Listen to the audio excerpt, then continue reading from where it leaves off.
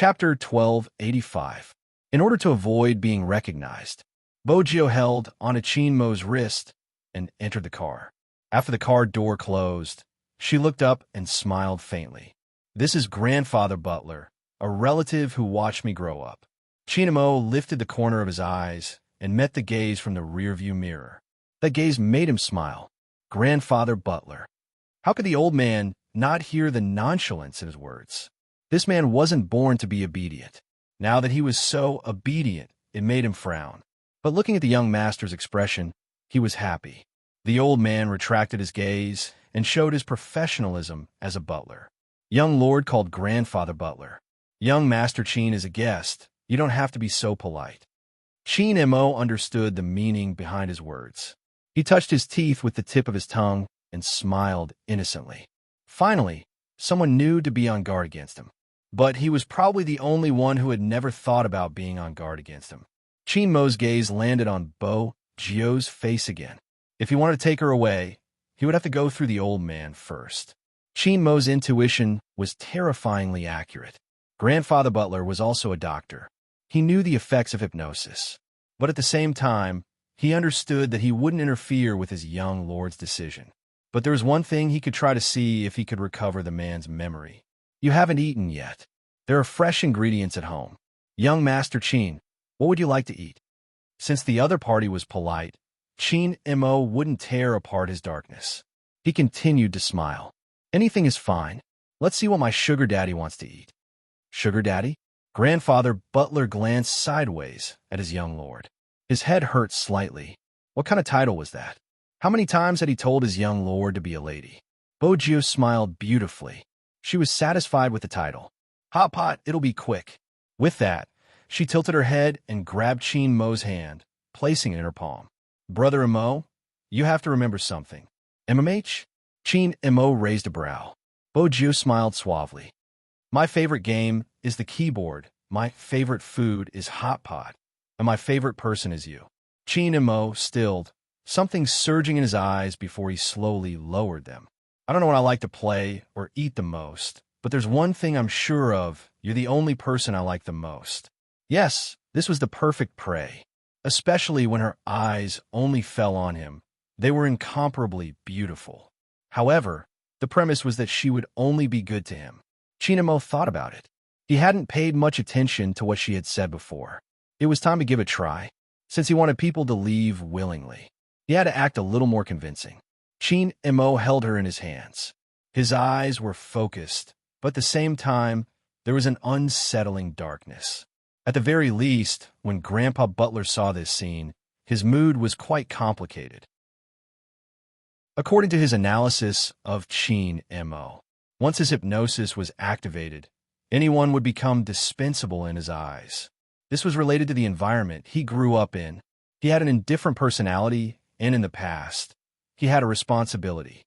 Now that there was nothing that could restrain him, he naturally didn't need to be afraid of anything. There were too many criminal psychologists in this world, and under normal circumstances, they all had a motive. Mo was scary because he didn't have a motive.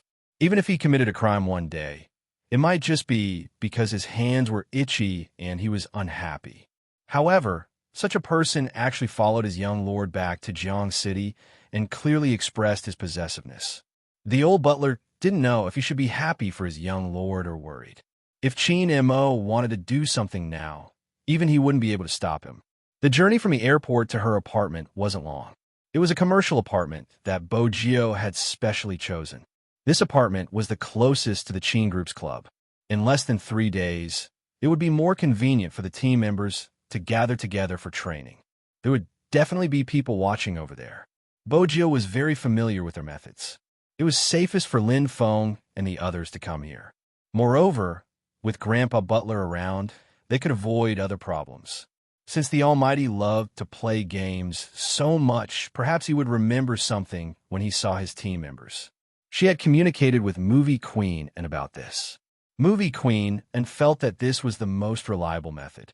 She knew most of her son's life. Other than business games, it was his team members. He didn't spend much time at home. Bojio realized that from a certain perspective, the heavens had never been gentle to this man. At least she had Grandpa Butler by her side. When she had been young, she would talk to others when she missed him. According to his personality, no one would tell him when he missed her.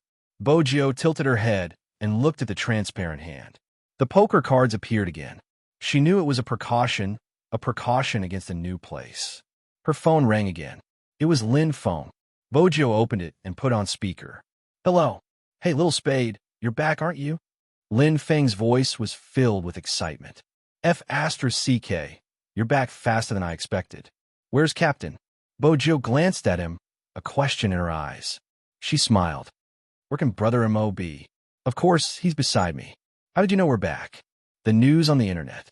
You guys sure are eye-catching, Rolls-Royce.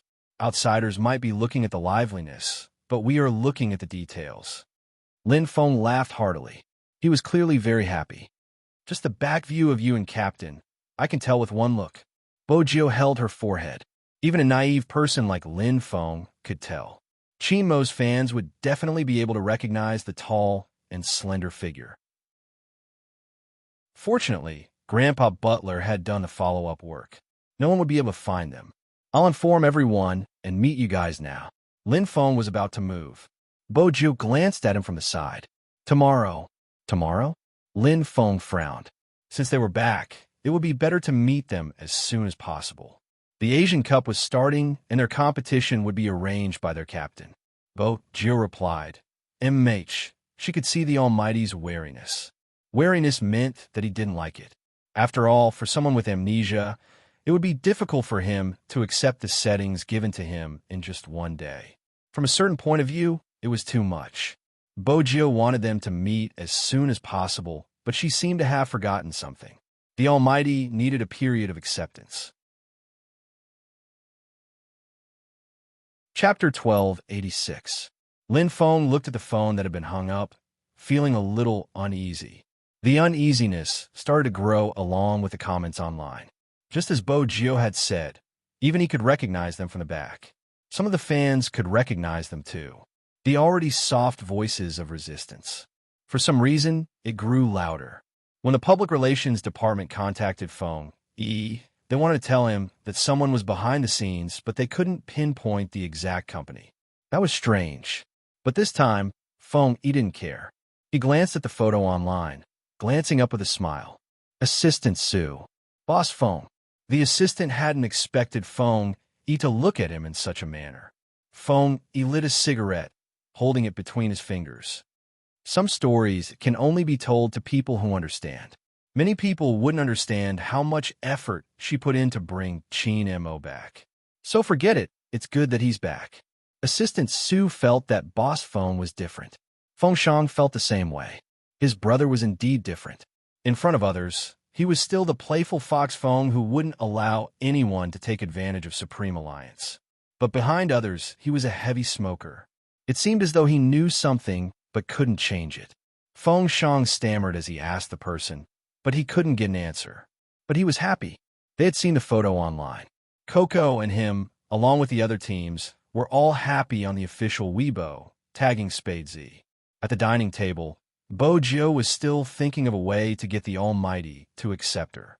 After much thought, she decided to find evidence to convince him. That was the most direct method. The Almighty had always been a suspicious person, and now, he was probably even more so. The hot pot lasted for a long time. Qin Mo watched as the fellow lowered his head to scoop up the mutton for him. For some reason, the food in his mouth tasted good.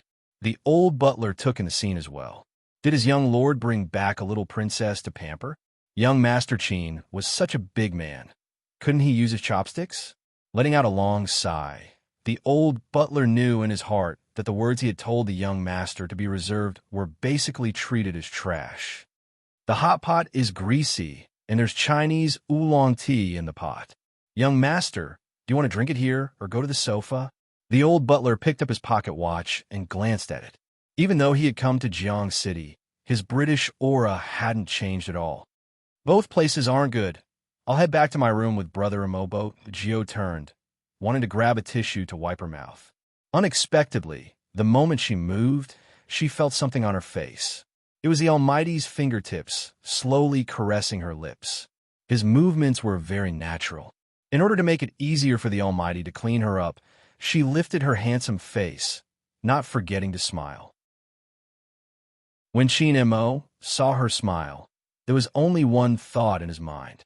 How could this prey be so likable? The old butler, who had always been a gentleman, coughed lightly and said, "Then I'll go and clean up another room." Too troublesome. Bojio smiled mischievously. "There aren't enough rooms. I can share a room with Brother Mo." Chin Mo glanced at the double-story apartment in front of him, his fingers still feeling a certain someone's delicate skin. He didn't expose her. The old butler inhaled deeply. It seemed like it was a waste to find such a huge room for his young lord. There were 8 rooms. How could it not be enough? But Grandfather Butler knew what his young lord was thinking. He lifted the teapot with his white-gloved hand. "I'll send it to your room and bring a set of pajamas for young Master Chin." "All right," Bojio replied without the slightest hint of embarrassment or heartbeat. Chin Mo supported his chin with his hand, his thin lips curving up without a trace. He had never seen such a proactive prey. It was a rare sight. The old butler was still observing Chin Mo. He had wanted to discuss something with the man, but when he took off his shirt and revealed something on his neck, his fingers trembled. He turned towards Bojio. That was why. He remembered that his young lord had asked for many such amulets when she had been young. At that time, she had been like a little monk. Even though she had been at the 5th Avenue, she had been close to a senior monk. That senior monk's amulet wasn't common. The old butler retracted his gaze. He didn't stay any longer. Even so, Chin Mo noticed it. When he changed his sleepiness, his dark eyes flickered under the light. Bojio wasn't in a hurry to drink the tea. She could tell that Grandfather Butler was looking for her. She reached out and pushed Chin Mo into the bathroom. "Brother Mo, shower first. We can talk after." Chin Mo smiled. It was a charming smile, but there was a dark fog floating in his eyes. "What a pity." "What's a pity?" Bojio arched a brow. Chin Mo bent down, his breath landing on her ear. "I thought we would shower together. After all, we are lovers, aren't we? It's a pity that even you are hiding something from me. How can I be at ease with such prey by my side?" With this in mind, Chin Mo's eyes dimmed. Bojio couldn't see from this angle. She hugged his waist and smiled. "No, Brother Mo, I realize that you like to tease me." Chin Mo didn't have any warning signs when she hugged him. He thought for a moment and scoffed. She was coaxing him again. She knew how to do it. "I want to shower together." Bojio's smile didn't diminish. "But I have to talk to Grandfather Butler first. I have to tell him that no matter what you become, you will always be my little princess, Chin." Chin Mo looked at her. After a moment, he laughed coldly. "Little Princess Chin? Where did she get her nickname from?" "Brother Mo, you loved it when I called you that." Bojio looked sad. "You even forgot about that." Sigh. Hearing her sigh, Chin Mo lifted the corner of his lips, revealing a thought-provoking expression. Then he held on her waist, his breath seductive. "Don't worry. Even if I forget everything, I won't forget how I want you." Which man would like to be called a little princess? "Little gangster, don't you know how to lie?" Chin Mo found it amusing. His kiss carried a sense of punishment. He bent down and nibbled on her neck. His breath was a little hot and imprinted on her fair skin. There was a wave of irresistible itchiness. Bojio didn't know where to put her hands. In the end, she arched her back. "Brother Mo." Chapter 1287. Flirting. He only knew how to flirt. After pushing him away for a long time, Bojio rubbed her own face. She remembered the Almighty's words and laughed softly. Did he think she didn't dare? Once she was done talking to Grandfather Butler, she would look for him in the bathroom. She could use this chance to record the Almighty's actions. She could play how he had flirted with her for him after he regained his memory. That could be considered a dark history. Bojio pressed her fingers against her lips, smiling nonchalantly. Grandfather Butler and his young lord had a tacit understanding. He was already waiting in the living room, the pocket watch still in his hand. Bojio walked over. "Don't worry." The 3 words made the old butler sigh. His current situation is very unstable. No, that's not right. It should be said that his current situation is very stable. He even knows to disguise his killing intent. "Young master, you should know how dangerous he is." He didn't hurt anyone. The moment she finished her sentence, she knew she was being unreasonable. After all, the Almighty had tried to hypnotize others before, but she had stopped him from doing so. The old butler swept a glance at her clean and smiling face. With you around, he will definitely restrain himself if he wants you. Unexpectedly, his young lord laughed even more. Grandfather Butler, I'm telling you, that's how he cares about me, in the past and now. Old Butler. Was that the main point? Bojo had been stifled when she had been in the military. She had only told little Blackie about her love life, which wasn't enough. Now that she finally had the chance to meet Grandfather Butler, she grabbed the pillow and propped her chin up. She smiled sweetly. He doesn't say it, but his actions are honest, and he is even jealous of himself. He has always been adorable. The old butler maintained his gentlemanly image. Once again, I understand the Chinese saying that a grown girl can't be kept at home. Grandfather Butler, if that's what you're worried about, you don't have to worry at all. I'll stay at home and trick Brother Mo into marrying into our family, Bojo suggested with a smile. The old butler caressed his temples. He knew his young lord was determined. He didn't know whether to laugh or cry. The Qin family would agree to their precious young master marrying into the family. The family would probably go crazy. His young master had hardened his heart and only wanted this person. You should know that he's pretending to be good to you right now. Anyone who is hypnotized will have a huge change in personality, and it's the same for him. I'm afraid he's interested in you now, but young lord, what happens when he loses interest in you? The old butler was to the point. Chapter 1288. So, Grandfather Butler, look, he doesn't remember anything and is still protecting the things I gave him. This isn't interest. Bojo glanced over, her eyes dark. Besides, I'm not a good person. Even if it's interest, if I can make him fall in love with me once and twice, I can make him fall in love with me a third time. The old butler paused for a moment before breaking into a smile. Young lord, you should know that I will support whatever decision you make. But there's one thing I won't let anyone bully you. That cold fellow from the Qin family always made the girl take the initiative. He wasn't a gentleman at all. Bojo thought. Now that the Almighty wasn't bullying her, she wanted to bully him instead. She thought for a moment before bringing the small accessories in the room next door upstairs. She was going to take a photo later. The old butler knew that his young lord had been waiting for someone ever since she was young. She had always been very familiar with his good points. When she was young, she would have big round eyes. Whenever she saw a child, she would comment, Grandfather Butler, let me tell you, he isn't as good looking as my pet. My pet just has to stand there, and he doesn't need to say anything to make people like him. Really, he's really attractive.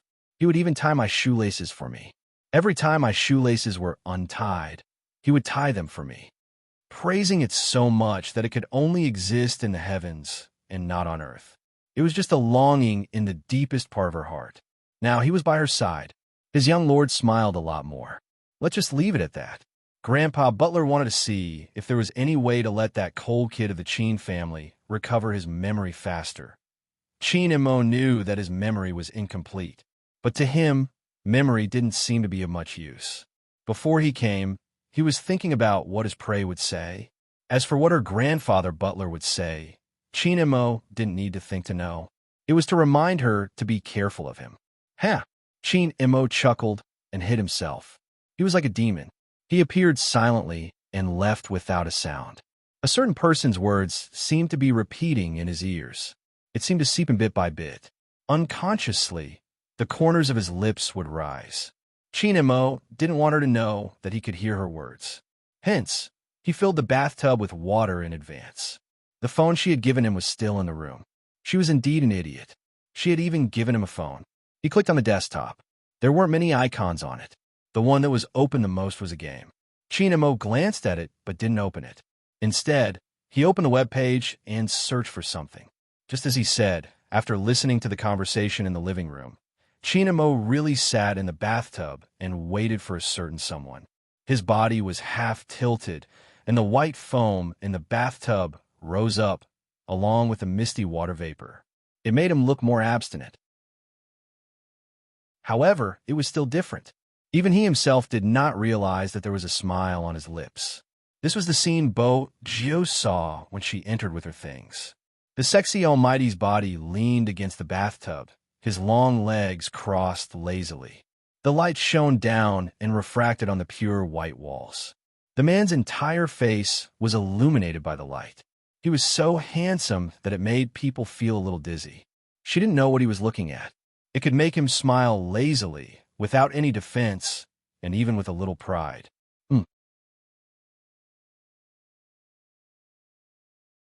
Chapter 1289. He seemed to have sensed her presence. The Almighty, who was still swiping his phone, lifted his brows. His arrogance disappeared, as though he was trying to hide it.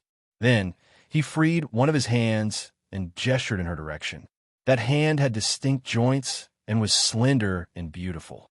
Under the light, it seemed to be transparent. Bojo thought to herself, Grandfather Butler had said so much, but he hadn't mentioned anything about how to deal with the Almighty's honey trap. But on second thought, there wasn't a need to deal with it. When the Almighty used his honey trap, it was best to pounce on her. There was a saying that was right. When the Almighty wanted to seduce someone, it didn't matter. Bojo walked over, curious. What are you looking at? If the Almighty saw the icon on her phone, he would have a sudden impulse to play a game. That way, he would know their intimacy level in the game. Unexpectedly, he chuckled. Do you want to know? Bojo nodded. Chin Mo's voice was calm. Come closer. I'll show you. So mysterious? Bojo took another step towards the bathtub and was about to tilt her head. Just then, he raised his hand and grabbed her wrist. There was a loud splash. Her entire body was soaked in the bathtub, her hair and body wet. Especially the white shirt she was wearing. It became faintly translucent. He could see the bandages inside, as well as the soft semicircle, white and curved. As for everything else, it was a mess. He took the opportunity to hold her waist, allowing her to sit in his arms. The steam started to spread, and the temperature of the water was slightly high. The moment Bojo entered, her body trembled. Moreover, the way he was hugging her made her half a head taller. This way, his breath would land on her chest, accompanied by the heat in the bathroom, making it impossible for her to hide. My sugar daddy, have you forgotten what I said on the plane? On the plane? Bojo arched a brow. Chin Mo caressed her waist, his voice carrying a smile. When there's no one around, you could take out the books I gave to Sugar Daddy to read and learn. Aren't you curious about what I'm reading? Take it. A phone was shoved into Bojo's palm. She glanced over instinctively. Bojo was stunned by his gaze. What was the Almighty looking at? Was it completely devoid of godhood? Overbearing CEO falls in love with me? She usually wouldn't open such a book. However, the title of the book wasn't important at this point. The main thing was that when the Almighty flipped to this page, the male and female leads were flirting. The feeling of the plot was there, and the location was still the office. The corners of Chin Mo's lips curled up again as he watched a certain someone's thin lips slightly pursed. He leaned over while hugging her, the heat from his body pressing against her ear. His smile was low and pleasant, but it's a pity that this book doesn't have a bathroom scene. But it doesn't matter. Compared to those useless descriptions, I'm better at this. Before Bojo could react, he kissed her through her wet shirt. The buttons of the shirt were bitten off by him. It was a light kiss, but made her hands tremble.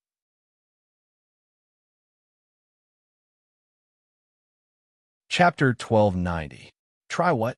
The things described in the books? Even a gangster like Bojo couldn't help blushing at the thought of that scene. Besides, the Almighty's hand was still holding onto her waist. He didn't seem to have any intention of letting go. Instead, he peeled off her shirt, dragged her back, and kissed her. She couldn't see anything clearly. Even the bathtub was filled with white foam. Through the thick heat, the fog seemed to be able to reach her eyes. The scene under the light was beautiful. It was probably because they were both so good-looking that the air was even hotter. At this moment, Chin Mo was like a dark noble that appeared in stories. Anyone who liked British movies would know. Handsome vampire nobles loved to drag young ladies into the bathtub and give them the pleasure they had never experienced before. Chin Mo was doing the same thing. However, he didn't bite her throat. Instead, he planted multiple kisses on her collarbone before moving downwards. It was so tempting that it made her soul tremble. Bojo didn't know when her jeans had disappeared. Her overly long shirt reached her thighs and floated in the water like flower petals. Her fair and translucent shoulders were snow white under the light. It was easy to arouse one's thoughts.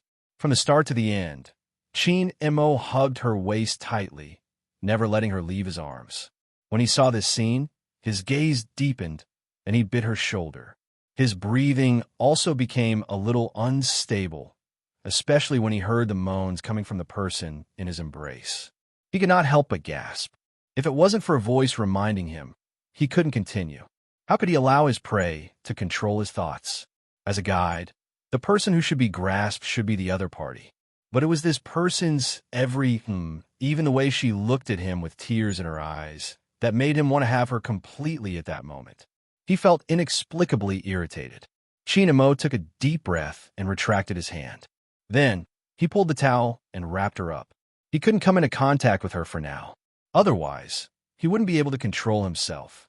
Was the feeling of her skin too good, or was she really like a siren? She looked at you clearly, but it made you want to destroy her. Bojo didn't know why the Almighty was suddenly awake. There was a splash of water. By the time she reacted, her head was already covered by a white towel. You can wash the rest yourself. I'll get you a glass of milk. My sugar daddy, you still need to nourish yourself.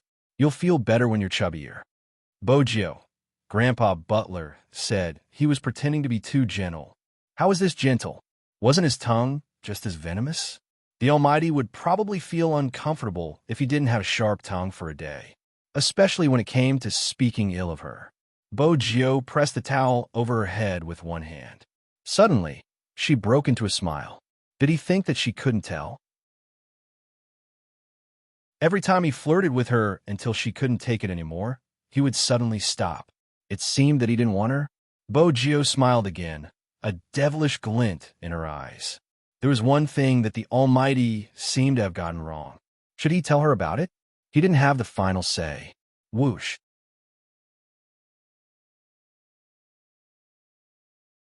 Chapter 1291. There were still water droplets on her jade-white ankles. Her back was wrapped in a towel. Her entire body was covered in water, glowing under the sunlight. Her eyes were as black as the fog. Indeed, she looked like a siren. Especially when she smiled, the corners of her lips curved slightly.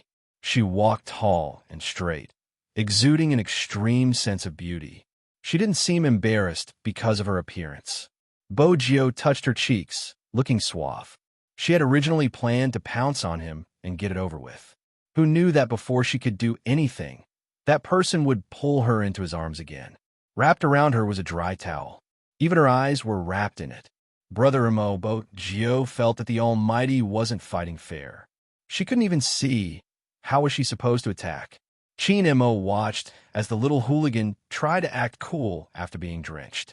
Now, she looked like an exasperated kitten, stretching out her claws in an attempt to act coquettishly. Emrich. He arched a brow, pressing her head onto his shoulder. Bojo finally calmed down. She realized that the towel wasn't just around her. There were two of them. The Almighty was also wrapped inside. She was in direct contact with his skin. Emrich, that was how it should be. Why was he trying to distance himself from her? Bojo's eyes turned into crescents, her hands about to move. What are you trying to do? Chin Mo freed one hand, pressing down on her restless claws. He arched a brow, finding it funny. It seems like my sugar daddy likes me a lot. Bojo lifted her head, looking at Chin Mo with a wicked smile. That's right, that's right. Even if you like me, you can't touch me. Chin Mo adjusted her, looking as though he was taking care of a domestic prey. Turn around and look at the mirror. Bojo arched a brow. What am I doing? Blow your hair. She had to do something that wouldn't let her imagination run wild to divert her attention. Hence, the Almighty came out with a hairdryer. He raised one hand high, his aura strong. Bojo took a moment. She couldn't force him. It wouldn't be good to bully the Almighty when he lost his memory. All right, blow your hair. When she turned around, her entire back was leaning against his chest. The two of them were wrapped in the same towel. It It was neither too big nor too small, just perfect. Even the Almighty wouldn't be able to take advantage of them in such a position. When Chin Mo heard her sigh, he laughed again. Why? Are you disappointed that I blew your hair? What bad things are you thinking about all day long? I want to sleep with you. Bojio felt the gentle breeze blowing over her head. She smiled brightly. It's so obvious. Brother Mo, can't you tell? Chin Mo looked at that face and couldn't help but reach out to pinch it. I'm very expensive. Let's dry your silver hair first. Silver hair? Bojio tilted her head. The most popular granny gray. It's quite handsome. Isn't it handsome? Chin Mo met her clear eyes. The tear mole was especially obvious. Her nose, mouth, and even her collarbone were beautiful. His body moved, bending down to kiss her lips. His eyes were deep. You're really pretty. Until now, she was the most pleasing prey he had ever seen. Not as pretty as you. Bojio's words were true. Little Princess Chin had been pretty since she was young. Chin Mo ran his fingers through the youngster's hair slowly. The hairdryer was still blowing gently. Are you sure you want to use the word pretty to describe me? No man would like to have such an adjective on him. Devastatingly beautiful. Bojio thought about the idiom she had learned. Chin Mo arched a brow. Femme fatale? These 4 words should fit the description, right? Chin Mo laughed and said slowly, why don't you say I'm Daji, who bewitches the nation? How can you be compared to Daji? Bojio laughed. You're much prettier than Daji. Since you're so comfortable to hug, I won't throw you out the window. Chin Mo had just thought of this when the youngster continued. Brother Mo, I'm definitely an incapable ruler in ancient times. If you're Daji and you want to bewitch the nation, I'll definitely let you do it. Don't you think I'm too rash? If others say bad things about you, I want to beat them up. No wonder you always said I was rash when I was young. And mate, I'm quite rash. When Chin Mo heard this, he turned off the hairdryer and tapped her face rhythmically with his fingers. I don't think you're rash at all. Every word, she said, seemed to be able to seep into her heart. She was so cunning. I'm still rash. For example, I really want to sleep with you. Bojio tilted her head, her tone lazy. So, Brother Mo, if I were to touch you, you have to stop me. I can't stand seduction. You can use it on me more often. Chin Mo laughed softly. He wasn't pretending anymore. He placed the hairdryer aside, his aura a little distant. You can even tell that I'm using seduction. It's a pity you didn't use it all the way. Bojio laughed lightly and sneezed. You didn't even let me have a taste of the sweetness. Chin Mo glanced at the person in front of him and frowned. Then he lifted his arms and carried her horizontally. He walked into the room and stuffed her into the blanket. Ah, Bojio exclaimed. You're covering me so much, it's too heavy. There was only a blanket between them. After removing it, he didn't even let her have a taste of the tofu. Where's the medicine? Chin Mo didn't answer her question. Bojio was pressed down and couldn't move. What medicine? Flu medicine, Chin Mo replied, pressing the person who was about to pop her head back in. Bojio suddenly understood. The Almighty was concerned about her sneeze and thought she was sick again. Was that why he was looking for medicine? In the end, she managed to get a taste of the sweetness. Bojio only revealed a pair of eyes. Under the blanket, her lips were curved into a smile. Chin Mo tilted his head. When he saw this scene, he knew he had overreacted. His fingers paused for a moment before he sat by the bed, smiling nonchalantly. Are you proud? No, actually, I'm feeling a little cold and uncomfortable. It must be from the bath just now. Bojio pressed her head to make herself look more sincere. Chin Mo's smile deepened. Cold. Then add another quilt. The Almighty was a man of his words. He pulled open the wardrobe and retrieved a summer blanket, placing it over her body. Are you warmer now? MH. What else could she say? This was her act, and she had to finish it. I'm just a little thirsty. Drinking water would cool her down. Chin Mo arched a brow. Thirsty? I'll get you a cup of hot water. How about that? Hot water? Bojio waved her hands. Forget it, I'm not that thirsty. Since the Almighty was so black-bellied, he might as well continue to seduce her.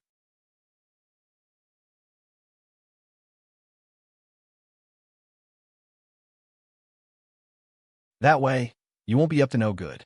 Bogio arched a brow. Brother Mo, if you don't say the last sentence, Sugar Daddy will like you more. That's a pity. The last sentence is what I really mean.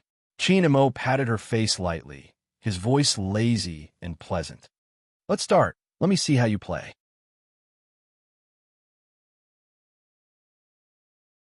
Chapter 1293. The game's music started playing. This was the first time Chin and Mo found someone so thick-skinned and likable. But it was understandable. A domestic prey would definitely be pleasing to the eye. At this moment, Bogio entered the page and chose her character. She was using an alternate account, so her level wasn't eye-catching. But the name, Chin and Mo arched a brow. Little sweetheart Chin is mine. Bogio's scalp turned numb. Brother Mo, don't mind the details. Why would I? You're my sugar daddy after all. Chin and Mo leaned over and bit her ear. Bogio trembled, the tips of her ears turning red. Chin and Mo was satisfied, his gaze returning to the screen. There's someone talking on the screen. Bogio saw it too. It was someone fighting for a position in the wilderness. She didn't allow it. That person was obviously unhappy. He didn't switch and continued to drag it out. It wasn't good for development to play with a temper. Bogio knew that and didn't say much since it was common sense to fight for money before capturing the person. But her teammate was still talking. The one playing as an assassin. Look at my level and look at yours. Can't you tell I'm 2 levels higher than you? Why are you trying to snatch it from me? Let me tell you, don't scam me or I'll complain about you. Chin Mo's eyes dimmed as he listened to the words that came from the phone. His initial disinterest turned to one person. What is he doing? That was when Bogio realized that the Almighty had really lost his memory. He was just like a new person. He's farming. Assassins have to farm beasts to raise their finances, or they won't be able to develop. Every assassin has to think of a way to get to level 4 as soon as possible, and the most effective way is to farm beasts. Hearing this, Chin and Mo smiled, reached out his hand, and asked her to change her route. What is it? Bogio was confused. What was the Almighty up to? Chin and Mo tapped the screen. I'm playing. You know how to play? Bogio's eyes shone with surprise. Chin and Mo replied faintly. No, I saw what you did just now. They're the button that allows you to farm beasts. That was right, but Bogio watched as the Almighty stood motionless in the bushes, waiting for someone to farm beasts. What was he doing? Very quickly, Bogio understood his intentions. That was because the voice of their jungler rang out again. F***CK. I've been farming for half a day. Next, that person realized that no matter if it was blue, red, or any other small monster, they would all be accurately snatched away at the last slash. He was thoroughly cursing over there. Bogio watched as the Almighty lifted his fingers slightly and pressed the voice button on his phone, continuing with his job of snatching kills. I'm hanging up. F***CK. This time he typed. His teammates were helpless. All they wanted was for that high-rank player to play well. That person snorted and split the message into 3 parts. Tell that little sweetheart Chin to stop stealing my beasts, and I'll go out. With that kind of positioning, what else can he do other than steal my wild beasts? Anyone can kill him. Bogio glanced over and reached for her phone. She typed a few words. You don't want to come out? Then don't come out. As soon as she finished speaking, she controlled the game character in her hand. Like a cold gust of wind, she swept towards the wilderness on the other side. Her clothes fluttered, and even her sword glowed with a white light. You're courting death, the assassin said.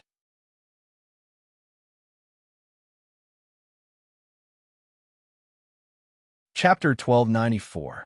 Double kill. Double kill. Double kill? How could it be a double kill? The assassin who had been yelling just a moment ago suddenly froze. He looked at the screen. After the kill, the elegant figure used a skill and leaped back to his original position. This caused the enemy sorcerer to chase after him. That person didn't return to the tower. Instead, he hid in the bushes after collecting a wave of soldiers. At this moment, he had recovered to half his HP. On the map, that person leaped out. The sorcerer saw this and quickly attacked. However, that person dodged the freeze with a zigzag movement. Then, the sound of Sword God rang out. It was very rhythmic. Once, twice, thrice. Swoosh, swoosh, swoosh. Triple kill. Triple kill. It was continuous, without a break. Even the time couldn't be measured in minutes because it was too fast.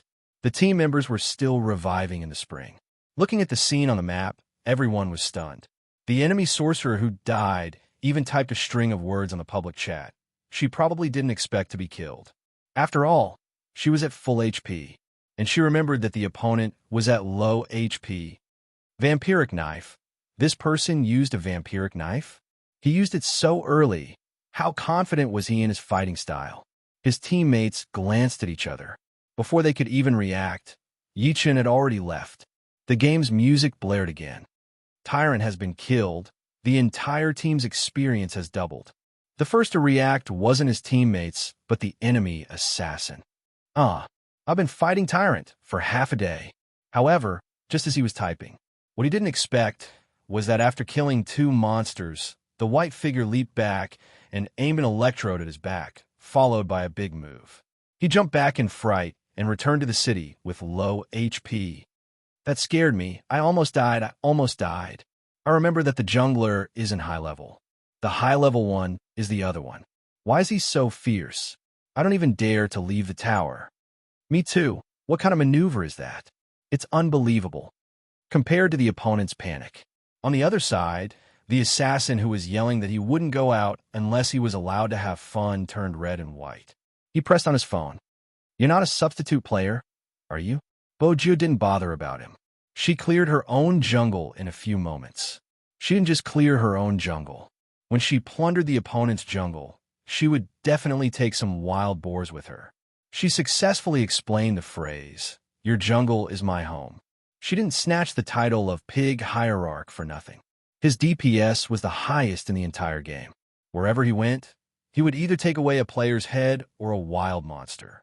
It wasn't that the opponent didn't want to chase after her, but the hero she was controlling was too agile and fast. If they went after him alone, they would definitely be killed in seconds. When the 3 of them chased after him, he ran away. It was as if he was walking someone. After walking them for a while, he attacked them from behind and dealt a set of damage. In the blink of an eye, their long-ranged ADC was crippled. A score of 0-6 was going against the wind. In the middle of the game, when the opponent saw Boju's figure on the screen, he didn't even dare to come out. The saddest thing was that without control, it wasn't safe to stand under the tower alone. The white figure was so fierce that he could cross the tower and kill. Moreover, his HP recovered extremely quickly. This wasn't fun at all.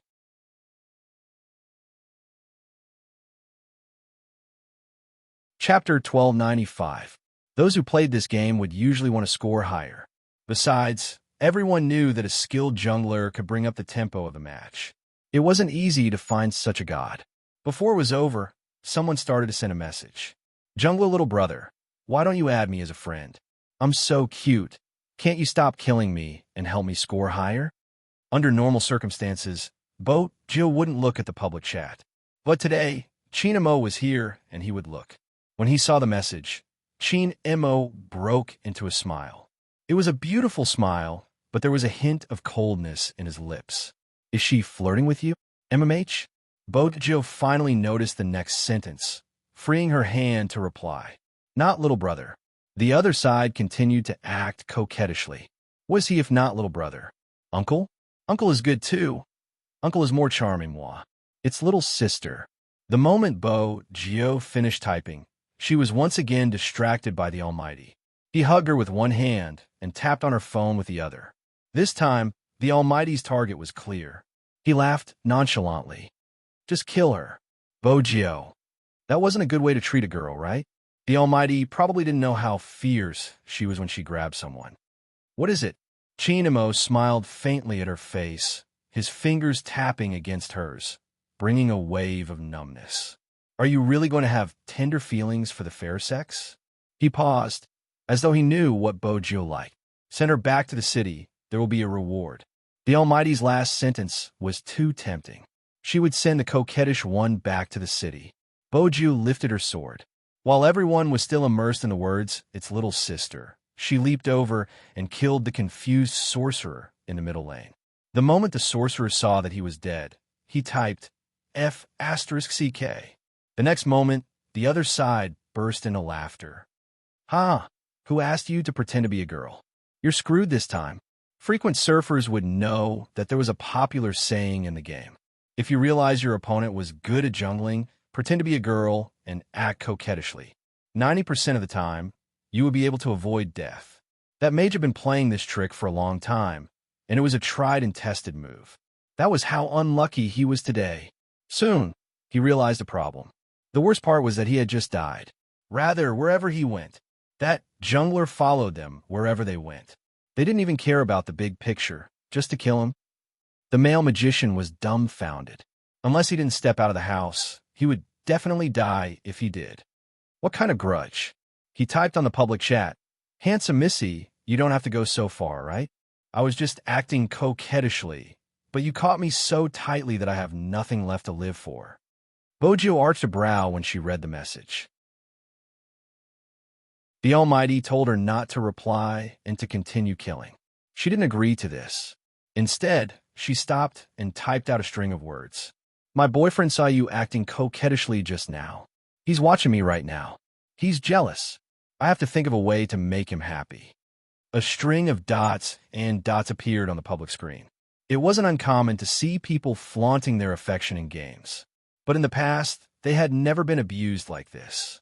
But today, in order to make her boyfriend happy, a girl kept catching people. To be honest, these big men were really abused.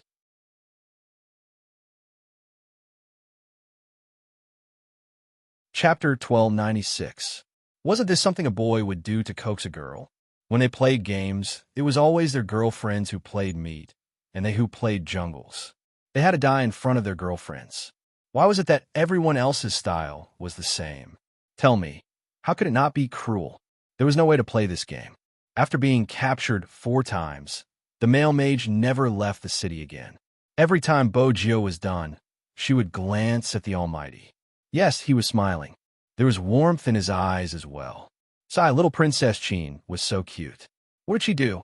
Continue grabbing. No one could do anything to Bojo. The current situation also confirmed what she had said at the beginning.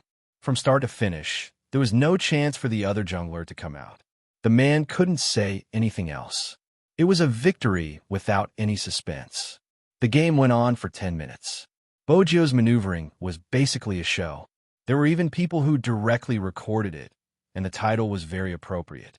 Have you ever seen a handsome young lady kill someone to make her boyfriend happy? When this video was first released, not many people watched it. But then there was a comment below. Is the jungler really a girl? His positioning, mechanics, and hand speed are all unbelievable.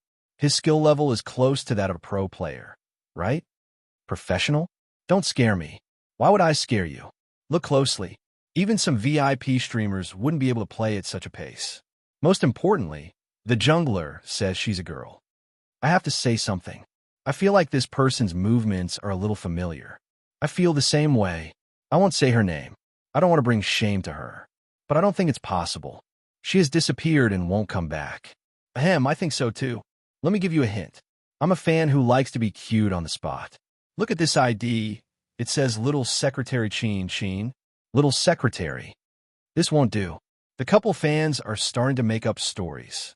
What I can't stand the most is that my boyfriend is watching from the side and is jealous, so I have to make him happy. I think it's better not to make wild guesses. Perhaps the name is just a coincidence. The Asian Cup is about to start, and Almighty Chin isn't back yet. Besides, it has already been proven that Spade Z is a girl. As a passerby, I just want to say that she should restrain herself. For the sake of Supreme Alliance, she shouldn't come out again.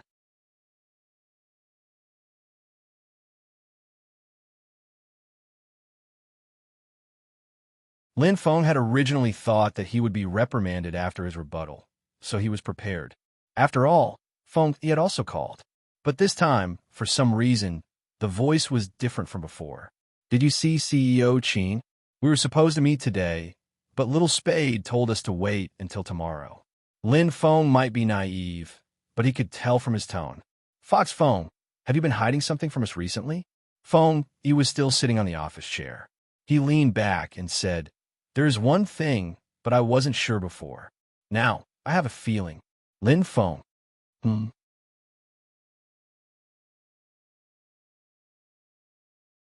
Chapter 1298. What do you mean? Fox Feng, are you joking? Even if Captain retires, he would still be better than us. Lin Feng was extremely anxious. To a certain extent, Feng Yi knew every member of Supreme Alliance. Lin Feng was a naive person. The more anxious he was, the more uneasy he was. Feng Yi reached out to press between his brows. There will always be special circumstances. Is Captain's hand completely failing? Lin Feng took 2 steps forward with the phone in his hand. That's fine, as long as Captain watches over us when we play. Actually, I don't agree with Captain playing again. The doctor once said that his hand isn't suitable for gaming, so this is a good chance. Lin Feng spoke more and more. In the end, he raised his hand and ruffled his hair fiercely, his voice wilting. Fox Feng, what exactly happened to Captain? Feng Yi knew he was mentally prepared. Amnesia. He forgot everything, including games, and with that he paused, adding, The word, we seem to have hit Lin Feng's head. He stilled, his eyes turning red. That's why Little Spade brought him back. It's confidential, I don't know the details. Feng Yi tilted his head and lit a cigarette, his voice slow. But fortunately, he wasn't alone. He knew a little about what had happened 3 years ago. It was the same for Lin Feng and the others. That person came back with a hand injury and a high fever, just to be able to make it for the competition. But there were some things that could be missed. What they couldn't forget was the injury on his shoulder. When he changed the bandage, even the ignorant could tell it was a gunshot wound. What did he do when he wasn't around? They weren't sure. But every time he came back, there would be news a few days later about which case had been solved and which overseas compatriots had been sent back safely. Once, twice, thrice. After many times, it would no longer be a coincidence. Others might not know. He, Yinhu, and Lin Feng all had some connections in their families. Furthermore, they had both lived in the same courtyard. It wasn't like they didn't know the connection between them. Feng Yi didn't hold back. Some people would reject their previous lives after losing their memories. Actually, I wasn't the first person to realize that young Master Qin had forgotten how to play games. It was Little Spade. She just sent me a message, so you could be prepared when you meet tomorrow. There's nothing to prepare. Lin Feng stood up, his voice unusually serious. Supreme Alliance's captain will only be Qin Mo. Even if he doesn't know how to game anymore, he will still be our god. No one can replace his position. Feng Yi smiled. Then prepare for tomorrow's meeting. Tell them that you guys should get together before the competition. What about the matter on the internet? Lin Feng coughed lightly. Feng Yi's gaze deepened. I'll handle the public relations and give you a satisfactory answer. From a certain perspective, Feng Yi was also very protective. However, everyone was clear about this. After knowing this, no one would feel good in their hearts.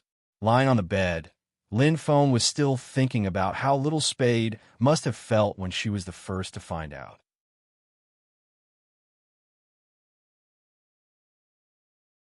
Chapter 1299. Was it painful? Both Gio didn't know how it felt. She watched as he took the phone like a new player, not even familiar with the map. Not to mention, he moved slowly and even knocked into the wall. Once upon a time, she had made a vow. She would never let him fall from his pedestal. She could still remember him dressed in white, wielding a long sword. With a wave of his sleeves, he could take away a drop of blood. Even now, there were still videos of his games on the major websites, be it his movement or his technique. They were all like textbook existences. Only on the map of Hero could he come and go as he pleased, as elegant as the wind. The repeated 3,000 knife cuts and the 5 consecutive kills. It was like a brand. The moment Bo Gio closed her eyes, she would remember it.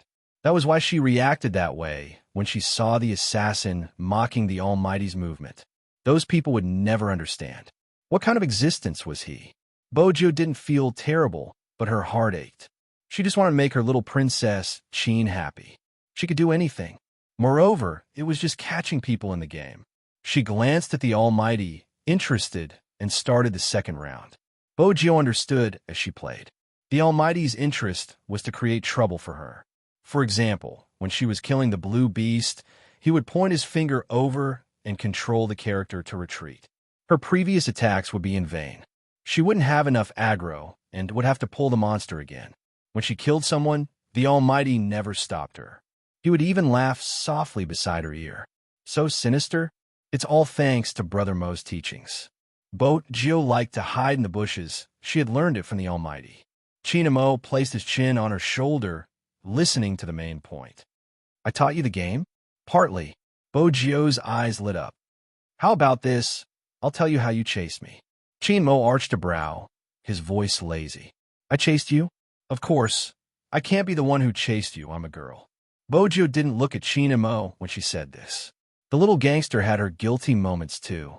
Chinamo chuckled, leaning over and kissing her ears. I'm glad my sugar daddy still remembers she's a girl. Bojo, then, how did I chase you? The enthusiasm of a prey couldn't be dispelled, especially when it was kept at home. Chinamo felt her warmth, his lips curved slightly.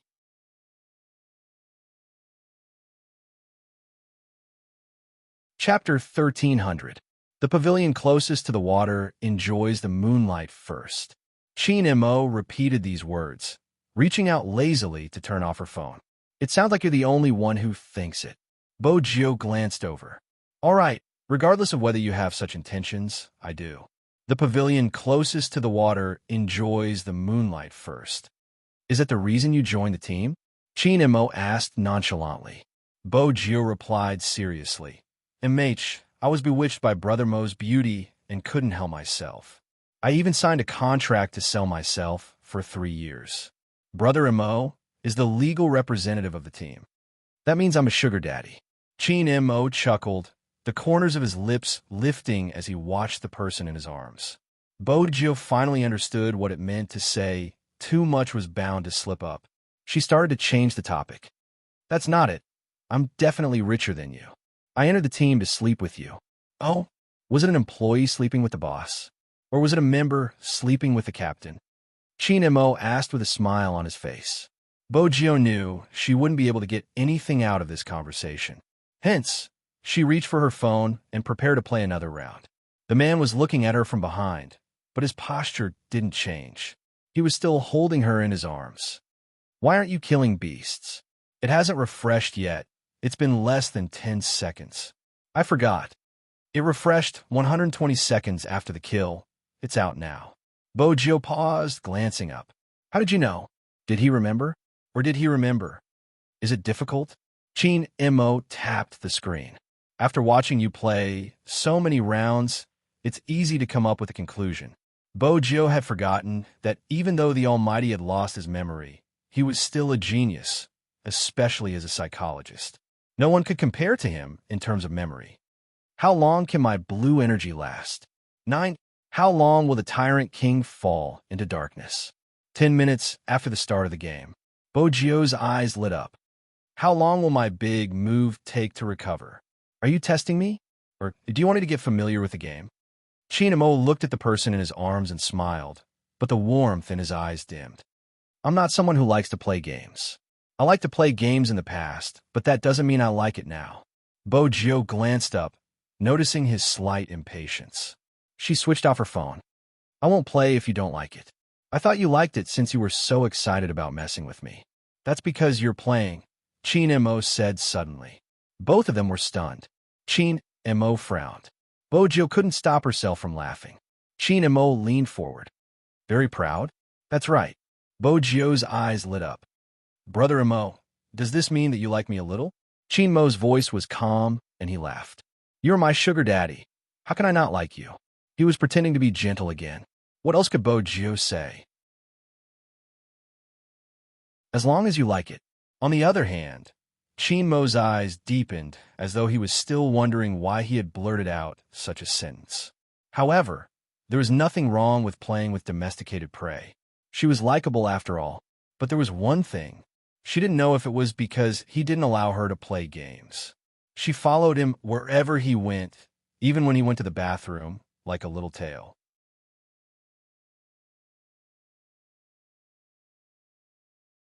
Chapter 1301. Nothing much. I just wanted to ask where my reward is. Bojo hadn't forgotten what the Almighty had said. As long as she destroyed the sorcerer, there would be a reward. Chinimo arched a brow in amusement. She had followed him all the way just for a reward? Wasn't she childish? Bojo pouted when he didn't reply. Are you trying to fool me? Close your eyes. Chinimo reached out and tapped on her frown. Was she throwing a tantrum? Bojo broke into a smile and closed her eyes obediently. It wasn't easy to get a kiss these days. To match the Almighty's height, she even tiptoed. Chinimo watched her actions and couldn't help but smile. He placed the things in his hands into her pants pocket and said nonchalantly, "It's done." Done? Bojo opened her eyes. He hadn't even touched her. How was it done? Aren't you going to kiss me? Bojo asked, disappointment evident on her face. Chinimo asked, What's going on in your head? Didn't I say it before? Bojo replied innocently. Chinimo was reminded of the answer she had given him. 2 words, sleep with him. Was he that easy to sleep with? Chinimo didn't look at her face and pretended to take the thing back. Since that's the case, you probably don't want the reward I gave you. Who said I don't want it? Brother Mo, how can I take back the reward I gave you? Bojo blocked him with one hand and pressed her other hand into her pocket. That was when she realized what it was. It was a round piece wrapped in a beautiful packaging.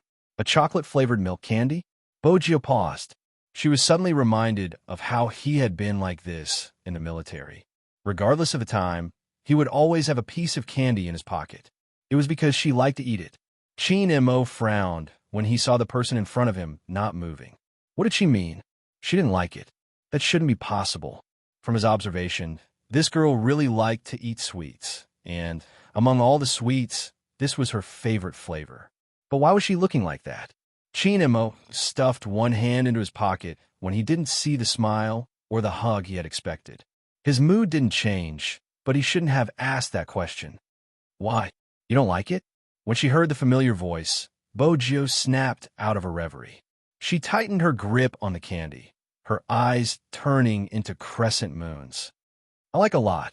Chinimo glanced at her. You like it very much? However, he didn't seem surprised at all. Instead, he seemed to be reminiscing about something. Chinimo tilted his head, his stray hair perfectly covering his eyes. As long as you like it. What this person said and what she thought were not the same. But it was normal. Usually, people would miss their lovers when they didn't lose their memories. With this in mind, Chinimo lifted the corners of his lips slightly.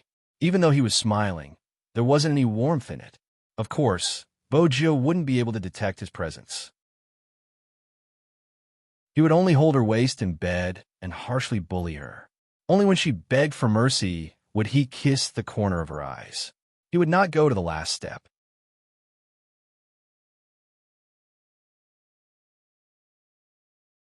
Chapter 1302. The sentence had probably left a deep impression on her. The next day, when she woke up, Bojo was still by his side. Brother Imo, did you talk to me yesterday? Bojo followed him and asked, Brother Imo, did you talk to me yesterday? Talk. Chinimo stood by the side of the bed, buttoning his shirt casually. When he heard her words, his well-defined fingers paused in the halo. They were so white that they were almost transparent. What did you say? Bojo watched the lazy expression on his face and frowned when she heard his question. Was she muddle-headed from sleep? You said you're the one beside me now. Chinimo smiled. Would I say something like that? Indeed, it doesn't seem like something you would say, other than his poisonous tongue. The Almighty didn't have any sweet nothings.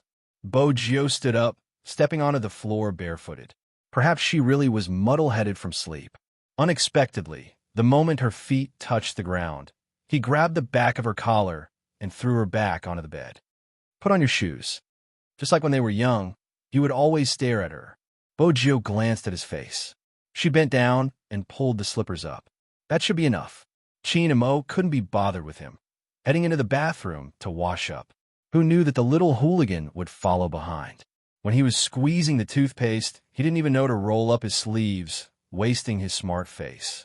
Bojo noticed the Almighty's gaze and replied calmly, Brother Imo, the team will be here today. They are all your brothers. Chinimo squeezed the toothpaste lazily replying softly, "Mh. Let's have a gathering then," Bo Gio said, reaching for the basin. But Chinamo was one step ahead, grabbing her hand. His toothbrush was still in his mouth, his expression indifferent. He tilted his head slightly, his fingers rolling up her sleeves. Bo Gio watched the face under the glow. It was handsome and familiar. Perhaps there wasn't any difference. "If you look at me again and recall the past, I'm going to get angry." Bojo couldn't tell if he was joking or sincere.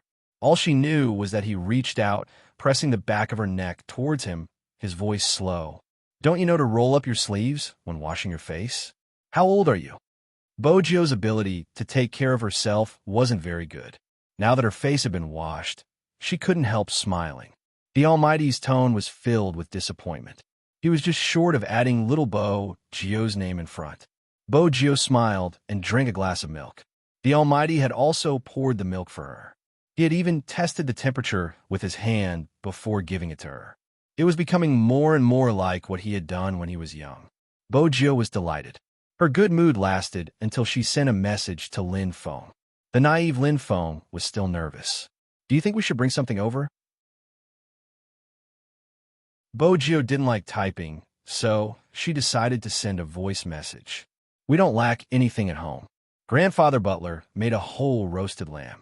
We can sit around the table and talk while we eat. You guys could train here after you're done eating. There are 13 high-end aliens. It's enough for you guys to play together." After hearing this, Lin Feng turned his head away, his expression a little dazed. Yin Hu glanced at him. "Why? Is it inconvenient for a little spade?" "Very convenient." Lin Feng stood up. "You can go there directly to train, but who would make a whole lamb handcuffed at home?"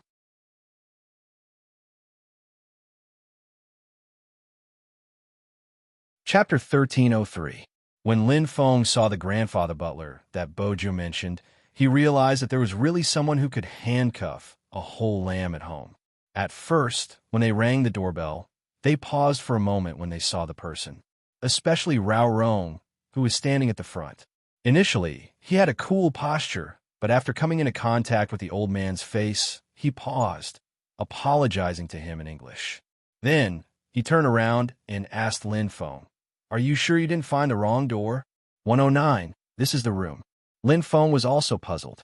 Why was it a handsome British grandfather who opened the door?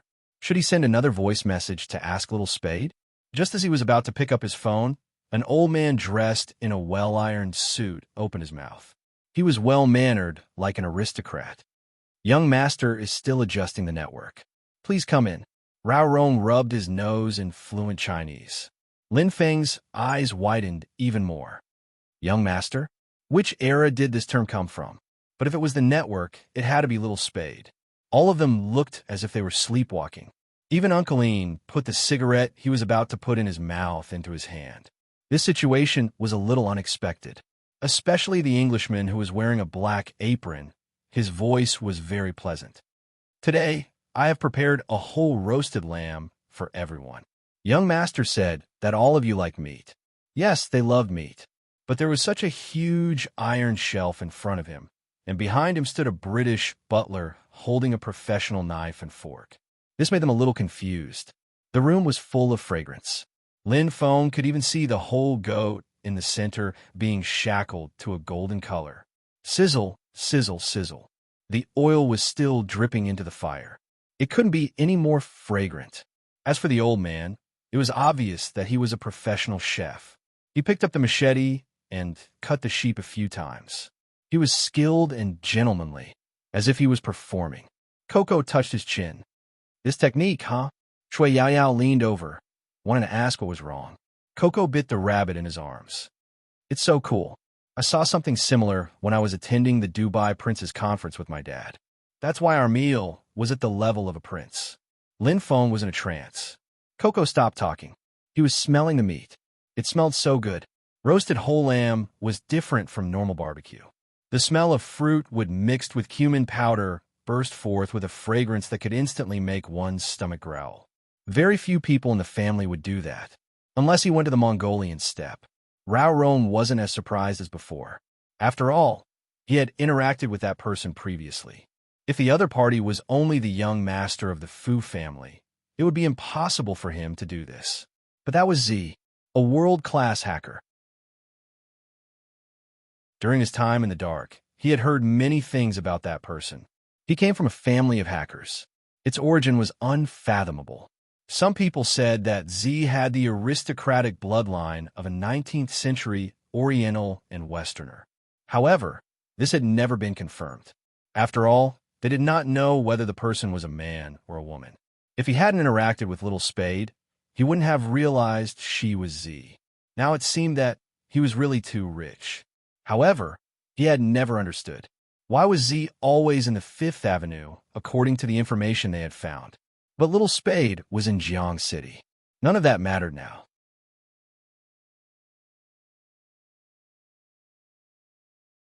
Chapter 1304. Bojio was adjusting the network when she heard the commotion downstairs. She grabbed Chinmo's hand and walked down the stairs. Probably because her hair had been pressed down when she slept last night, a strand of her silver hair was sticking up.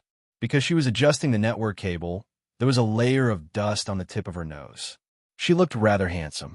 The moment she came down, Lin Feng shouted. Lin Feng let out a cry and opened his arms, wanting to hug her. But before his hand could reach her shoulder, Bojio stopped him. Swoosh! A poker card flew over and stabbed him in the shoe.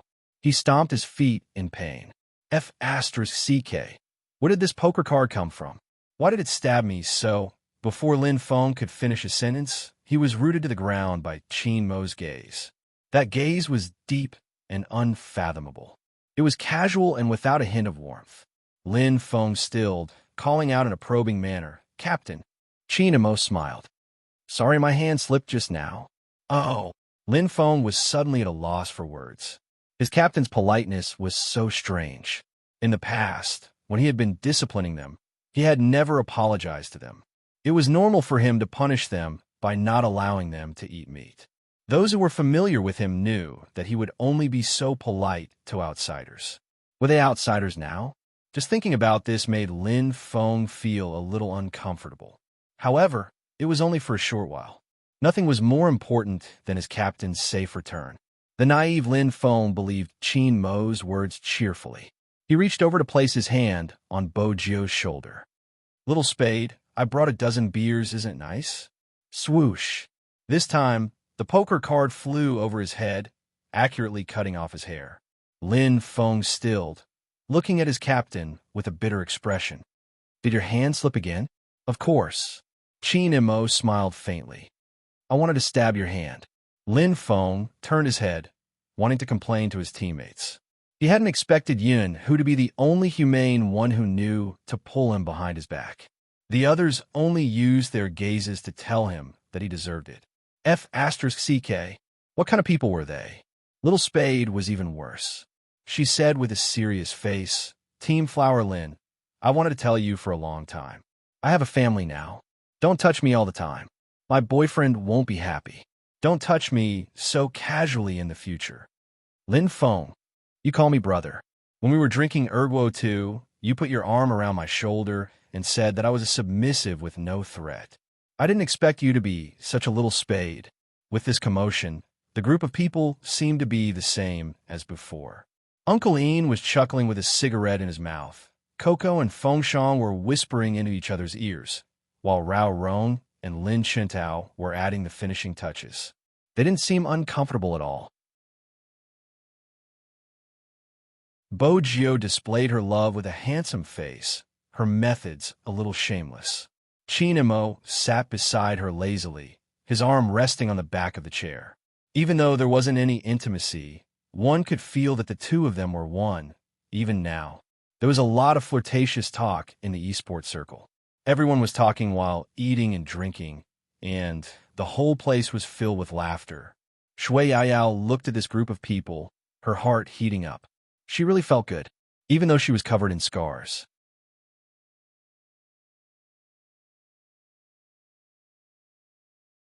Chapter 1305. As a qualified butler, of course, the old man sensed the change in Shui Yaoyao's mood. He very considerately passed the napkin over and pushed the dessert forward. He said in a low voice, This is young master's favorite. Paired with lemon tea, it will improve a lady's mood. Shui Yaoyao's eyes widened in shock at his action. She lifted her head and met the youngster's gentle gaze. Now, she finally understood why Her Highness Jiao was so warm. With the old man around, the upbringing was imperceptible. In reality, Shui Yaoyao's thoughts were both right and wrong. If Grandpa Butler knew about this, he would definitely sigh and say with pride and helplessness, "My young master's gentlemanly demeanor is much stronger than the men outside, but I'm clearly teaching her lessons on being a lady." No matter how she looked at it, it was a case of bad upbringing. But in Grandfather Butler's heart, his young lord had always been a rare treasure. That was why he had prepared everything. Lin Feng couldn't help glancing over when he was wiping the cutlery with a white cloth. His posture was so elegant. Where exactly did little Spade poach him from? He was amazing. Lin Feng couldn't hide his words. He would always ask questions directly. Bo Jiu chuckled. Grandfather Butler was around when I was young, but I don't have the ability to poach him over. Qin Mo nodded. Who else could it be? Lin Feng was confused. It couldn't be the Fu family, right? Oh, right. Bo Jiu placed the cup in her hand down, changing the topic naturally. Brother Mo's hand is healed. Grandfather Butler performed the surgery, and it's very flexible now. It doesn't hurt when he twists his wrist. You don't have to worry anymore. She hadn't told anyone about this news. Now it was released. Everyone at the table was stunned for a moment, and then they unconsciously laughed. They were probably too happy. Boju knew what they were thinking. For the past 3 years, he had been competing with an injured hand. For the sake of Supreme Alliance, he had given up his best position as a jungler and couldn't invade the enemy's jungle as he pleased. It was probably because he was worried that his injury would relapse at a crucial moment, and he would lose the competition. He knew Supreme Alliance couldn't leave him. Hence, even when the doctor told him to rest for 2 years, he didn't listen. Because everyone knew what 2 years meant in the esports circle. In 2 years, those who said they like you would fall in love with other teams. In 2 years, an esports player's golden period might be over. 2 years, Supreme Alliance couldn't wait that long. Hence, be it Lin Feng, Yinhu, or even Feng Yi, they all felt guilty. Countless times, they would think that it would have been great if they could have persevered until that person came back. After realizing that dream, they could have retired. That person would be able to recuperate in peace instead of wasting all of his talent and pride bit by bit like this. Indeed, many people would not understand. How did Feng Yi feel when he saw Spade, Z, maneuvering the game character and gliding through the wilderness like the wind? It wasn't just the light of Supreme Alliance. At that time, he thought, finally, such a shadow has finally appeared. I can make that person come back.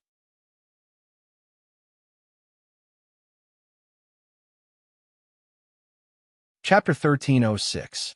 Yin, who could tell what was hidden in Lin Feng's eyes. That naive guy's first reaction was to send a message to Feng Yi, who was still in the company. Fox Feng, do you know that Captain's hand has recovered? Ha ha ha, Captain's hand has recovered. If Zhao Sanpeng and the others dare to be arrogant in the group again, I'll close the door and release Captain. The Almighties all had their own almighty groups, especially those that were at their level. Yin wondered if this person had forgotten that Captain had lost his memory and couldn't play at all. But he didn't stop him, watching as he chatted with Feng, adding, I feel like he can still play for another 10 years. When they gathered together, there seemed to be a kind of strength. They could still be like this, 10 years younger. When Feng Yi saw the WeChat message, he was still dealing with matters online. He hadn't slept for a day and had a drink with the media. His suit jacket hung on his arm, the fatigue of the business world. The little assistant beside him said, Boss Feng, why don't you sleep for a while? We'll keep an eye on them. He held onto his phone and suddenly broke into a smile. She didn't know what he saw. He placed his hand on his neck and pressed it, returning to his smiling fox self. I'll keep an eye on them. Go get some coffee and reward everyone for their hard work before the Asian Cup. The little assistant wanted to say that it wasn't hard, but she sneaked a glance at him. In the past, she didn't understand the concept of an esports company. She thought it was just a simple game where the players just had to compete properly. Now that she was here, she understood. A good team. They didn't just need players to rush forward, they also needed someone to support them from the back. He had to think of everything and take precautions. If he couldn't think of anything, he had to deal with it immediately. Because this was related to the internet, the information spread quickly. It was fine if there was a small conflict, but what he was most afraid of was people distorting the truth.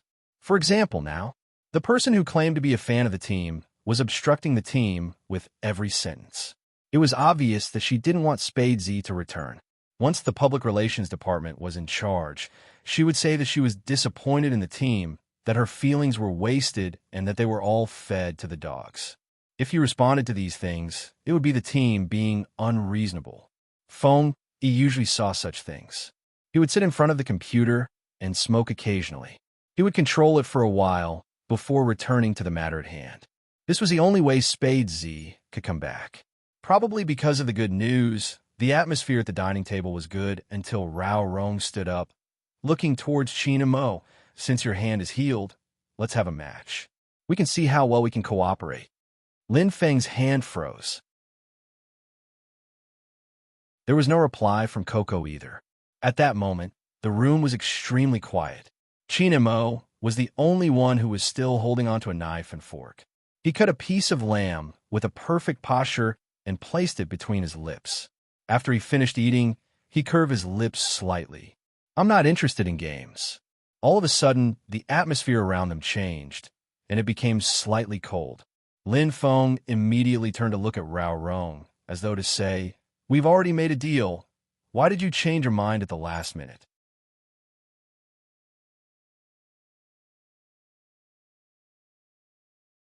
Chapter 1307. Rao Rong knew that he was the only one who would say such words to Qin and Mo. Everyone in Supreme Alliance had been groomed by him, so of course he wouldn't say it. The only one who wasn't afraid of Qin and Mo would spoil him to the core. How was he going to change the situation if he didn't interact with him? Besides, it was Qin and Mo. He couldn't just say that he wasn't interested. It wasn't just the same team. Even his former opponent was waiting for him to display his true abilities in the Asian Cup. If he needed a bad guy, he would be the one. How about it? Rao Rong laughed lightly, continuing, "Do you want to play? Or do you think you're not good enough that you don't even dare to play with me?" As his words fell, the surrounding atmosphere completely dropped to a freezing point. Qin and Mo placed his cutlery down, meeting his gaze, his voice calm. "I seem to be looked down upon. How am I going to play?" That's right. Qin and Mo didn't even know what it meant to play. Me, you, Lin Feng, Yinhu, and Uncle Ian, the five of us will play together and see what results we can achieve. Rao Rong glanced at the youngster. Z doesn't have to participate. Once she enters the game, I'm afraid she will either win or stay by your side to protect you. She won't be able to gauge your current standard. All right, one word. Qin and Mo grabbed his jacket and stood up. There was a smile on his lips, but his emotions didn't fluctuate. It was hard to tell if he was happy or angry. There was a huge room upstairs filled with computers, perfect for playing. But Bo Jiu didn't move. Qin and Mo glanced at her. "What is it? Are you afraid my fragile heart can't take it?" "No." Bo Jiu stood up. "I was wondering if I could sit beside you when you play. You probably aren't familiar with the character's abilities." When Qin and Mo heard this, his eyes finally warmed up a little. This fellow still had a conscience. Wasn't today's show just to get him to play? Qin and Mo lowered his head, smirking. When he glanced up, he smiled faintly. "You're my sugar daddy. Where do you want to sit if not beside me?" "My legs?"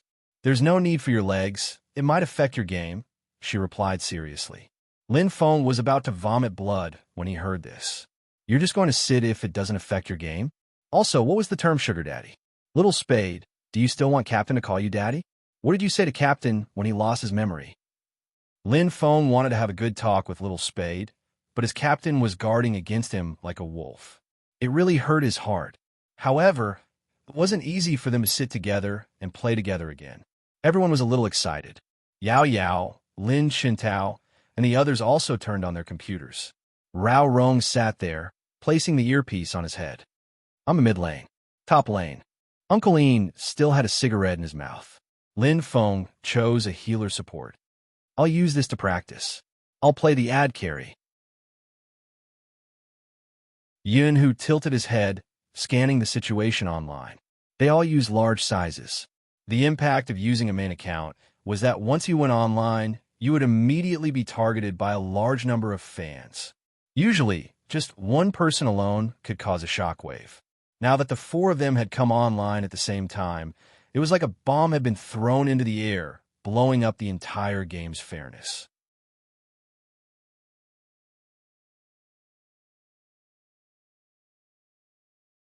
Chapter 1308. When Sheen Mo's game ID appeared in everyone's line of sight, the entire internet seemed to have paused for 0.1 seconds. Then, it really exploded. The public chat exploded with messages. Screams filled the entire game. My almighty Sheen. What did I see? My almighty Sheen. I can't take it anymore. Calm down. Let me take another look. Oh my God, it's really my almighty Sheen. I jumped off the bed excitedly and ran 3 rounds downstairs. There's a surprise online today. What? Almighty Sheen is back. Where? Click on the Almighty's view. The first room shows Almighty Sheen and his team. F***CK Black 5. I can't believe I'll be able to see this in my lifetime. Don't stop me. I want to see my husband. The game hadn't started, and Sheen Mo was still choosing his character. It wasn't just here. Even the official Weibo was bombarded. No matter what Black 5 said, he was disappointed. But there was one thing. The popularity of the official Weibo didn't decrease at all. Every esports team knew what the name Sheen Mo represented. It was the time when they didn't know his background and wanted to poach him over, but he refused to leave, choosing the small manager, Feng Yi.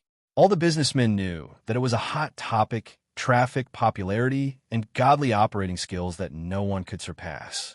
He wasn't a celebrity, but he was more popular than a celebrity. Many people couldn't catch up to him. The popularity continued to rise.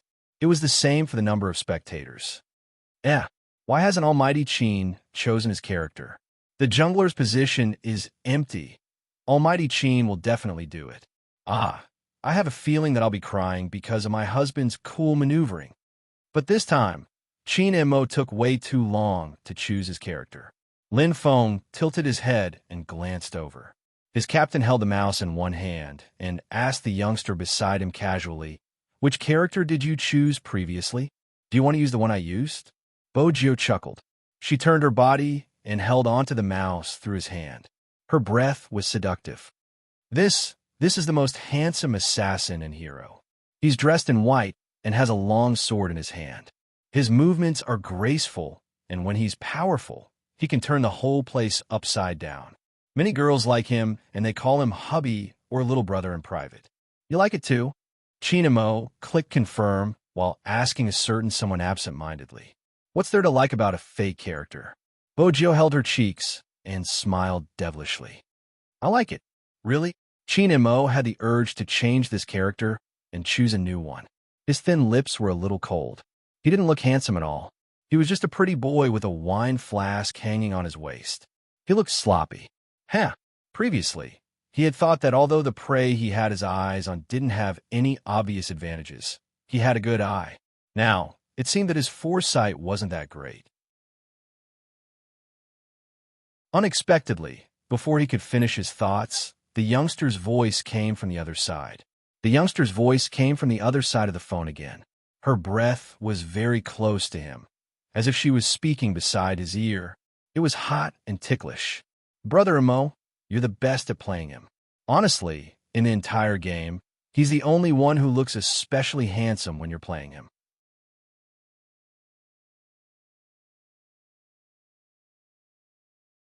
Chapter 1309. Bojio ignored Lin Feng's resentful gaze and focused on the screen. The game had begun. 5 seconds later, everyone walked out of the spring, including Sheen Mo. Since they were all using their main accounts in the arena, according to the rules of the game, the opponents were all high-level players. This meant that even though they weren't professional players, their maneuvers were at the standard of an almighty. Being able to reach the same level as Lin Feng and the others meant that they were really good. However, the opponents hadn't expected to be matched with the professional Black 5. At the start, they hadn't noticed the nicknames. After all, there was only one principle when they played. Regardless of who they were facing, the most important thing was to raise their stars. Hence, when they entered the game and saw the number of spectators, they paused. F***CK, it can't be. Quan, did you start a live stream? No, I didn't invite you guys to live stream. Then why? Maybe it's because of the opponents. Opponents? Look at their ID. Supreme Alliance's group? I'm going crazy. What are you going crazy for? Didn't you see the comments online? Chin Mo probably won't be able to participate in the Asian Cup with that hand of his. He probably isn't in a good condition. That's why he hasn't appeared for such a long time. He's such a good team, but he didn't follow the wishes of his fans. Quan, from your tone, you don't like them? I used to be a fan, but now, I'm not interested. I do like Supreme Alliance. Don't use such a tone. What's wrong with my tone? Supreme Alliance should learn from me. Listen to the words of the fans. What's wrong with creating a group? Look at how many I have. That's enough. The game has begun. Think about how to play. While they were chatting, everyone went to their respective positions.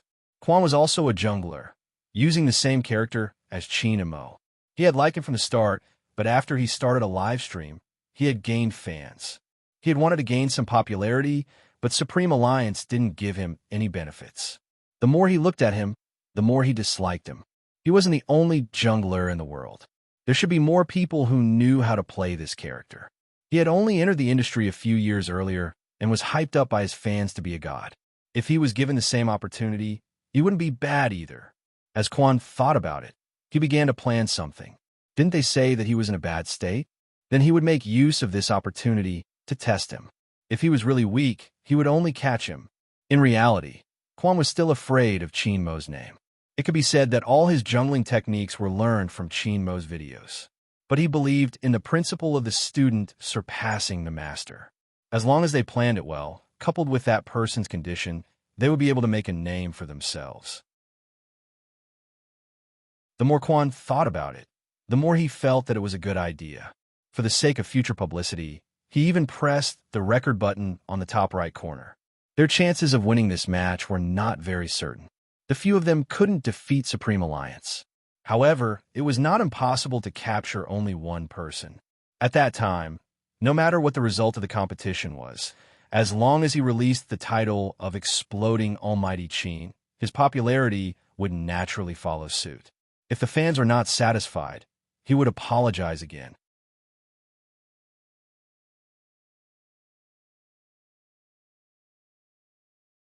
Chapter 1310. Someone once said that there were two things in this world that shouldn't be looked at directly: the sun and the human heart. The actions of a black-hearted person were basically the same. In order to gain attention, Quan wasn't aware of how vicious his plan was. The more he thought about it, the more feasible it seemed. His long sword struck the blue buff over and over again, ready to harvest it. But he realized that the buff had been snatched a second earlier. Snatched? Quan's fingers stilled, his entire being riled up. F***CK. His teammates hadn't been aware of the situation. But when they glanced up and saw the white figure, they understood. The buff had been snatched by Almighty Chin. Haha. My heart aches for the assassin. After fighting for so long, my Almighty Chin took everything away with a single strike. Your wilderness is my home. I'm not saying this for nothing. Stealing the blue buff right off the bat. It's indeed Almighty Chin style. The public chat was full of praise. It was a slap to Quan's face. He had wanted to crush Chin Mo, but the moment he entered the arena, he was going to be crushed. Lin Feng was puzzled. Didn't Captain lose his memory and was unable to play? How did he manage to steal the blue buff? In a high-level match, everyone knew that it wasn't easy to steal mana, unless you could accurately calculate the HP of the blue buff. After all, the opponent wasn't an idiot. It would be too easy to steal mana, just because you said so. What happened? Lin Feng asked Bogio. Little Spade, are you lying to us? Actually, Captain is still good at playing. He just doesn't flaunt it. He used to be like that too. Bogio remained silent. Yinu spoke up. Lin Feng, Almighty Lin, please look at this weak ADC. Your support. Why are you looking at the assassin instead of me?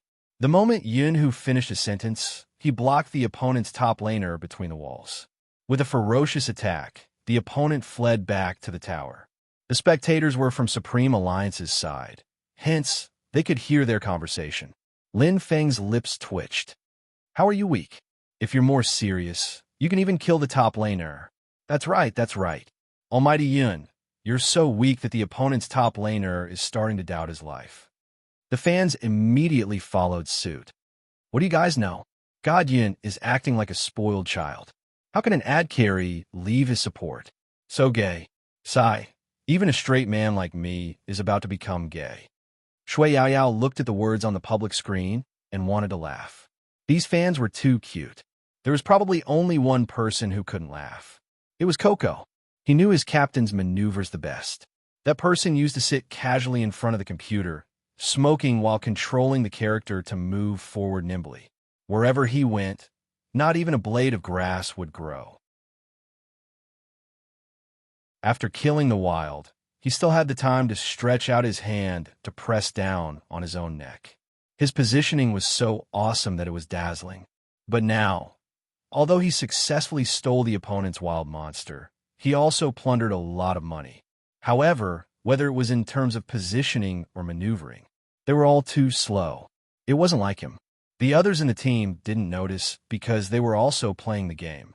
As a spectator, all of his attention was locked on his captain. The more he watched, the tighter he bit the rabbit ears in his arms. His heart trembled slightly. Even the air he exhaled was cold. Little Spade wasn't lying.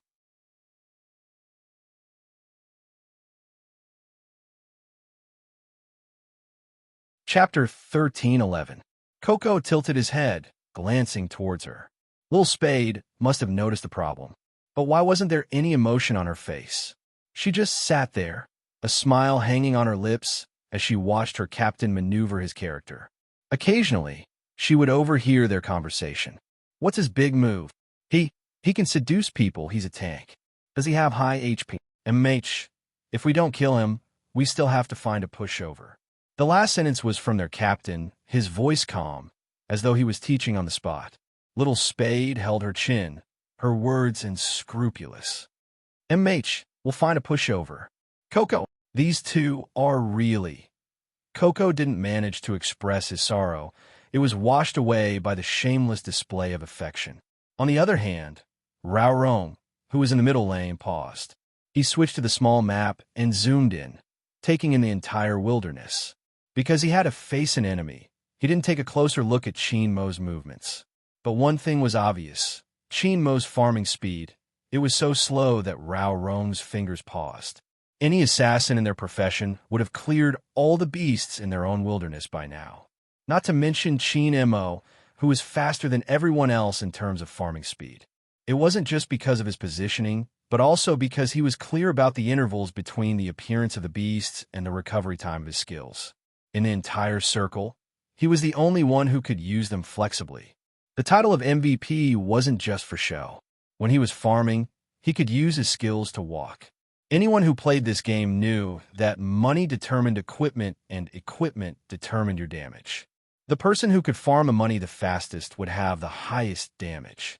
That way, they would be able to finish off their opponent with one set of skills. Hence, time was extremely important in this game. Right now, even though Qin Mo's farming speed was faster than the average player at his current level, he wasn't even a tenth of his usual skills. His positioning was erratic.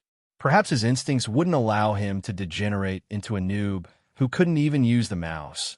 But it was obvious that he had forgotten the consciousness of a jungler.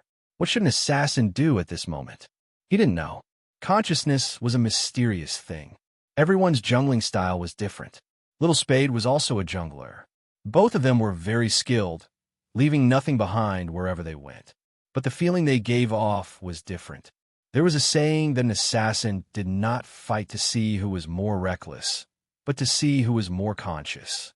If one's awareness was good, even if the overall situation was against them, one could rely on commanding the battle and the assassin to lead the tempo to victory. If one's awareness wasn't good, not only would he fail to kill his opponent, he would also be suppressed and beaten, especially in a high-end game like this. The moment Rao Rong had this thought, a figure appeared at the river in the jungle. It was the enemy's assassin. His fingers paused. He had wanted to immediately go over to help. A good mid laner would be able to coordinate with a mid laner, not to mention Rao Rong, who had the nickname of Team Control. However, he seemed to have thought of something. He didn't move. Instead, he stood there and looked in the direction of the person in white. A faint light flashed in his eyes. "Chinamo, let me see if you still know what you have to do as an assassin in the wilderness."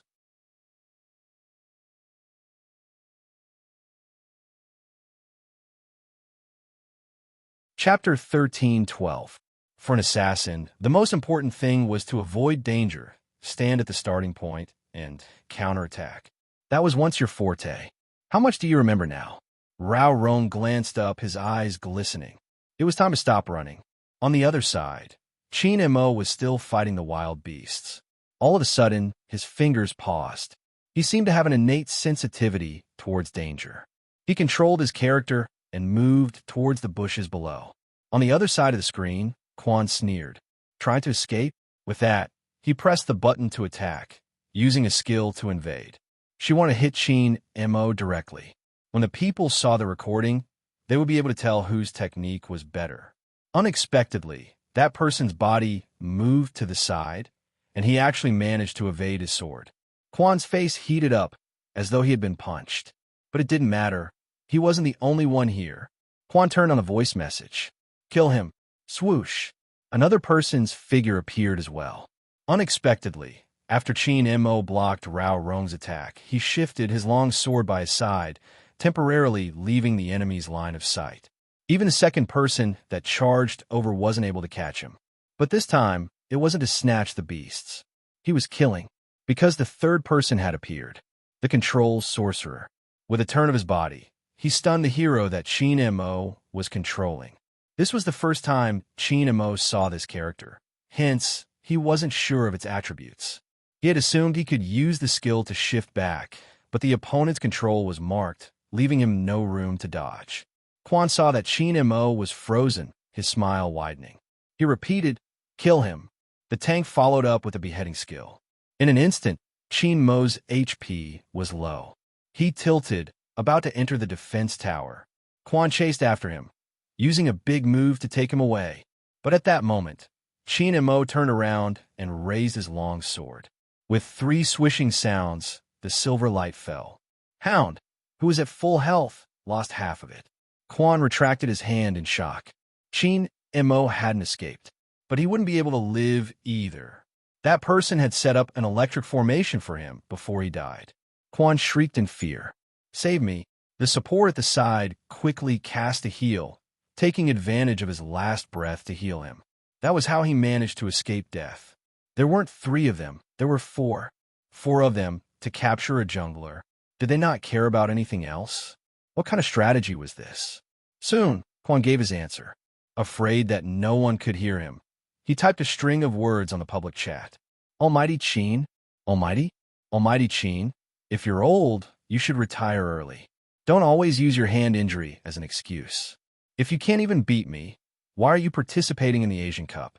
If I were you, I would give the newbies a chance so that they won't be able to perform well and affect their reputation.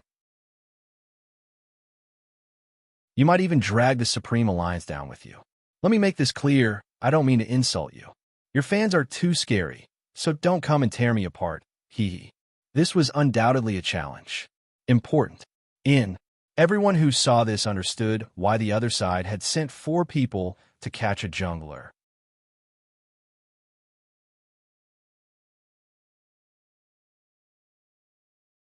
Chapter 13:13. Who is he? How shameless. What do you mean Almighty Chin can't even beat him? There are 4 of them trying to capture 1 person. I just want to ask that Quan guy, did you just get healed by your team's support? Let's see if you'll die without him. F***, my temper is so bad. I can't take it anymore. How could someone say such a thing? There's no need to continue watching. The game is about to end. Supreme Alliance is going to win. Indeed, it was about to end. The other side didn't care about anything. Before Lin Feng and Yun, who knew what was happening, they had already attacked the other side's base. The next moment, they saw the words on the public screen. Lin Feng clicked on a mouse, preparing to run back. But before he could reach, Rao Rong turned. Using his passive skill and displacement, he reaped the harvest in an instant, leaving behind the sound of 4 consecutive kills. Lin Feng and the others didn't even need to attack the enemy's base. It was already occupied by the troops. Quan glanced at the words on the public screen, tapping the keyboard. Why are you still arguing? Didn't we agree to not argue? Qin fans are said to have high standards, but why can't I tell? Even though we lost, we were able to torture our almighty Qin. That's good enough. F*CKU. Lin Feng really didn't care about anything else and directly cursed in the game. In that instant, Rao Rong regretted it. He hadn't expected such a person. By the time he reacted, it was already too late. But it was already done. Bojio knew Rao Rong's method wasn't wrong. The Almighty's maneuvers were much better than when he had watched her play yesterday. But there wasn't enough time. He hadn't even understood some of the opponent's skills. There were 4 of them, and every move was targeted at him. If it was the old him, Bojio shifted her gaze, landing on his handsome side profile. This was the first time she felt her throat tighten. It was so tight that it felt as though something was about to spill out. The atmosphere in the computer room was at its lowest point. Qin Mo waved his hand, seemingly emotionless. He glanced down at the mouse he had been holding before glancing up at the character lying in the game. There was a moment of pause. The indignation in his heart was too familiar. It was so familiar, as though he had experienced it before. Lin Feng couldn't suppress his anger at all. Everyone knew that this wasn't the time to curse. Once a public figure cursed, there would be a lot of negative news, even if he didn't do anything wrong. Some passers-by would also wonder why he had such an image, not to mention those who didn't like him in the first place. They would seize this opportunity to add fuel to the fire. Quan was such a person. The moment he heard Lin Feng curse, he exclaimed, "That's scary. Why are the Almighties of Supreme Alliance cursing?" Enough. It was his teammates who stopped him.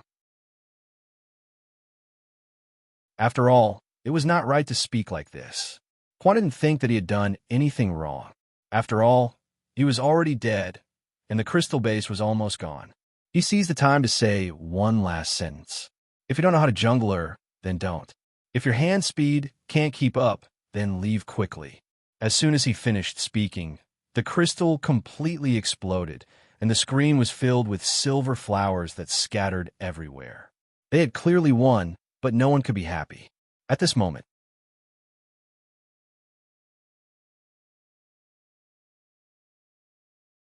Chapter 13-14. Bojio, who had been silent the entire time, placed the keyboard down, her silver hair swaying slightly as she logged into the game. Her typing speed had always been fast. Before they could exit the game, Bojio had already logged into the game. Shui Yaoyao watched the clean face. Shui Yaoyao looked at that fair face. From the beginning to the end, Highness Jio didn't seem to say a word. Indeed, she hadn't. Even her eyes were dark and emotionless. But that was it. The audience stilled. They had never seen such a little spade before. They really had never seen such a person. Bojio didn't waste any time, starting the battle and inviting people. She used a small account and had a medium level. Quan wasn't interested and was about to reject when a message appeared on the screen. A message appeared on the screen. What? Didn't you say that you were good? I'm just a fan of Almighty Qin, and my level isn't high. You don't even dare to accept my challenge? In order to attract more fans, Quan had already started the live stream. This meant that everyone could see it. Quan glanced at the opponent's level. He was 2 levels lower than him and wouldn't have a problem fighting him. He had an entire set of critical hit stats. Besides, he had always been confident in his maneuvering, otherwise he wouldn't have become a streamer. Since he was here to embarrass himself, he would continue. It was a good chance to prove his skills. Quan smiled. Look, all I did was kill Almighty Qin once, and his fans couldn't take it anymore. They even said that they had good manners. Forget it. As a small-time streamer, I have no choice but to accept the challenge. With that, he clicked the accept button. After entering, he realized it was a 1v1. But it didn't matter. He would be able to torture him even more. The game started. Everyone in the room could hear the music. Both Lin Feng and Rao Rong knew what Bojio was doing. In Weiyao chuckled, a cigarette dangling from his lips as he said, Little Captain, all the best, crush him. F*CK, Little Spade, I'll support you fully this time. I'll give you $100 for each kill. Lin Feng had to get back at him. Yin Hu raised the bid calmly. 100 isn't enough, 1,000. Send the money into the red packet. Bo Jiu tilted her head. Send 10,000. In other words, he had to kill them 10 times. Coco stood up and grabbed the rabbit plush in his hands. Bo Jiu turned. Brother Mo, come over, I have something on. MMH. Qin Mo's voice rose as he straightened and walked toward her. What's the matter? Watch me fight. Bo Jiu freed one hand and held on to him. She seemed to be afraid that he wouldn't agree. She smiled and her eyes were filled with emotions. Qin Mo looked at the person in front of him and then at the hand that was tugging on his sleeve. She was as stubborn as a child. Usually, he was annoyed by this kind of child, but he did not know why. When facing this guy, his heart would always soften. I don't want to fight. If you keep looking at the game and keep looking at me, how are you going to fight? Qin Mo followed the strength of her hand and sat down, his breath hitting her face. His eyes were half black, as though he was saying, this idiot. Once the Almighty sat beside her, she didn't get distracted. This game had to be watched by him, otherwise she wouldn't be able to get over the hurdle in her heart.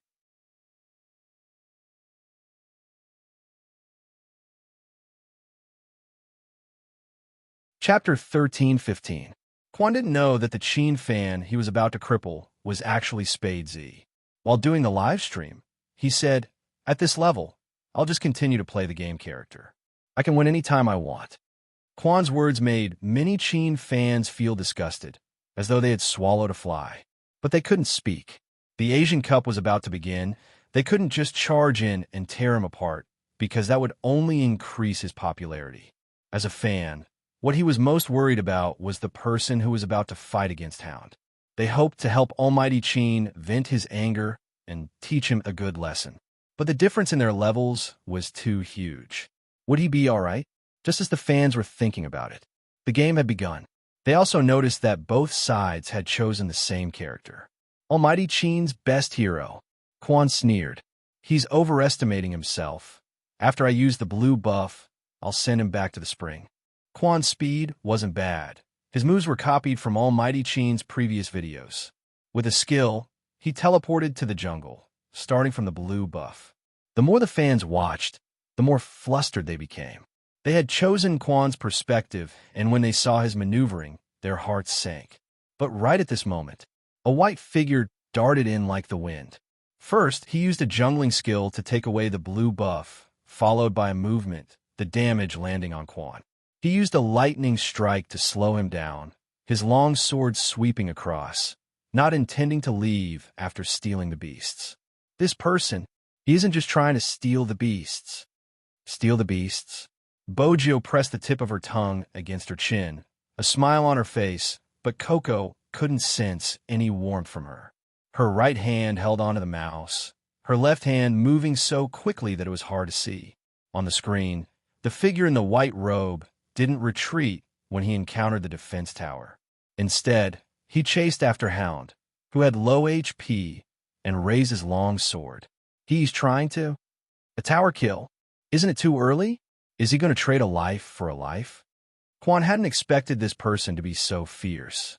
He turned around and cast a movement speed debuff on his opponent, intending to use a sliver of his HP to counterattack. However, that person seemed to have predicted his movements in advance. With a nimble curve, he dodged his attack and entered his body like the wind. KO. 1 blood. Listening to the exciting sound effects, the fans watching the live broadcast all widened their eyes. Quan was so angry that he blurted out, "You can't escape either." One must know that the attack power of the defense tower was also very strong. But who knew? In the next second, the figure flashed out of the tower and returned to the blue buff. Teleport. Damn, he's so handsome. What a coquettish move. Oh my god. My maiden heart is about to explode. A certain host has been slapped in the face this time. I can't help but be impressed by that move. Quan could see the comments. He thought that he would be able to perish together, but he didn't expect such an outcome. If he couldn't even beat Chinmo's fans, how was he going to explain himself? No, he had to think of a way. I was smoking just now. I never expected Almighty Chin's fans to be so good at sneak attacks. I have to fight properly. Quan acted as though nothing had happened, continuing to operate his character. He could see the small map of the game. In his opinion, this fan was too arrogant. He didn't leave after killing him and was still clearing the beasts in his jungle. He hadn't put up any defenses, which was why he had succeeded. This time, he only had half his HP left. He must have absorbed all his HP from the beasts. Damn it. But it didn't matter. Soon, he would make him regret his actions. Quan raised his sword and headed for the figure. The fans couldn't help but shout, "Danger!" The figure, who was still killing the beasts, didn't seem to notice them as he continued to slash the beasts with his sword. Once, twice, thrice. Everyone's hearts were in their throats. They couldn't even bear to see the figure being killed. But in the next second, the entire livestream room seemed to have frozen. They watched as the figure swung his sword in a reverse grip on the third time. Swoosh, swoosh, swoosh. With 3 swishing sounds, the screen was filled with silver flowers. Quan's pupils constricted, and he wanted to retreat. He hadn't expected the other party to be so fast. His finances were double his. His first move was a big move. No, I can't fight. That was what Quan was thinking. However, this game wasn't something he could stop just because he said so. He allowed him to use teleportation to return to his original position. The figure seemed to have predicted where he would land, turning around with the mouse. With a sweep of his sword, he set up an electric formation. The Quan that was caught threw the mouse to the ground. He couldn't avoid it. He couldn't avoid it at all. This person was like a ghost. What the hell? The music blared once more. Anyone who knew how to play would know that it was hard for an assassin to remember after being caught twice. Quan's eyes dimmed, and he was about to speak. However, the person in front of him was one step ahead, typing, "This is my almighty Chin's maneuvers." Of course, I'm still lacking compared to him. But, Mr. Quan, compared to you who only imitated 1/10 of it, Daddy is fully qualified to send you back to the spring. His words were so domineering that the entire computer room was cheering. Lin Feng was the most agitated, waving his hands. "Little spade. Hammer. Hammer with all your might. Smash that bastard." Senior Lin, Team Flower Lin. Bojio tilted her head. Lin Feng didn't care about the name anymore. "Why? Continue hammering. Move aside. You're blocking my boyfriend's view. I'm taking revenge for him." Bojio's voice was calm as she typed, her fingers long and beautiful. Lin Feng, "That's right, move aside. Don't block Captain." Coco inched forward, trying to leave a good impression in front of his captain. "This person isn't sensible." Chin-Mo paused for a moment, his thin lips lifting as he nodded. Coco was moved. Was Captain responding to him? "Sob, sob, sob, it wasn't easy." Lin Feng, F***CK. He couldn't stay in this team anymore. No one bothered about him except for Yun who pulled him over. The others were still focused on the screen. As a live streamer, it was impossible for Quan not to react. Who are you calling an imposter? You just killed him twice, and you're making things up? Everyone is playing the same hero and has the same skills. Why would I need to imitate anyone? Bojo didn't forget to reply. Whether it's an imposter or not, everyone can tell from his attire. Don't you have any idea? Also, you said I only killed you twice? He.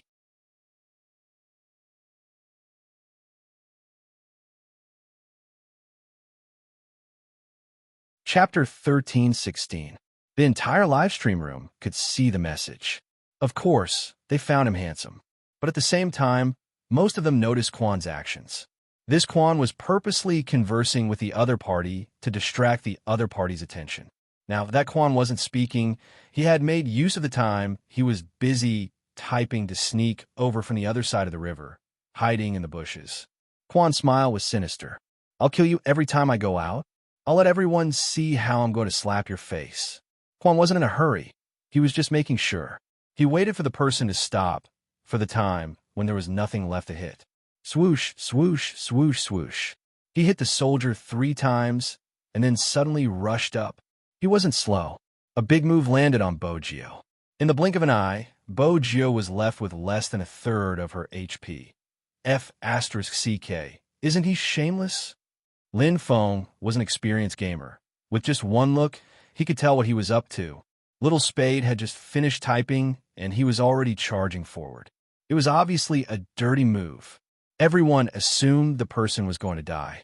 They couldn't see the youngster in front of the computer moving her right hand swiftly back and forth, drawing a letter on the mouse pad.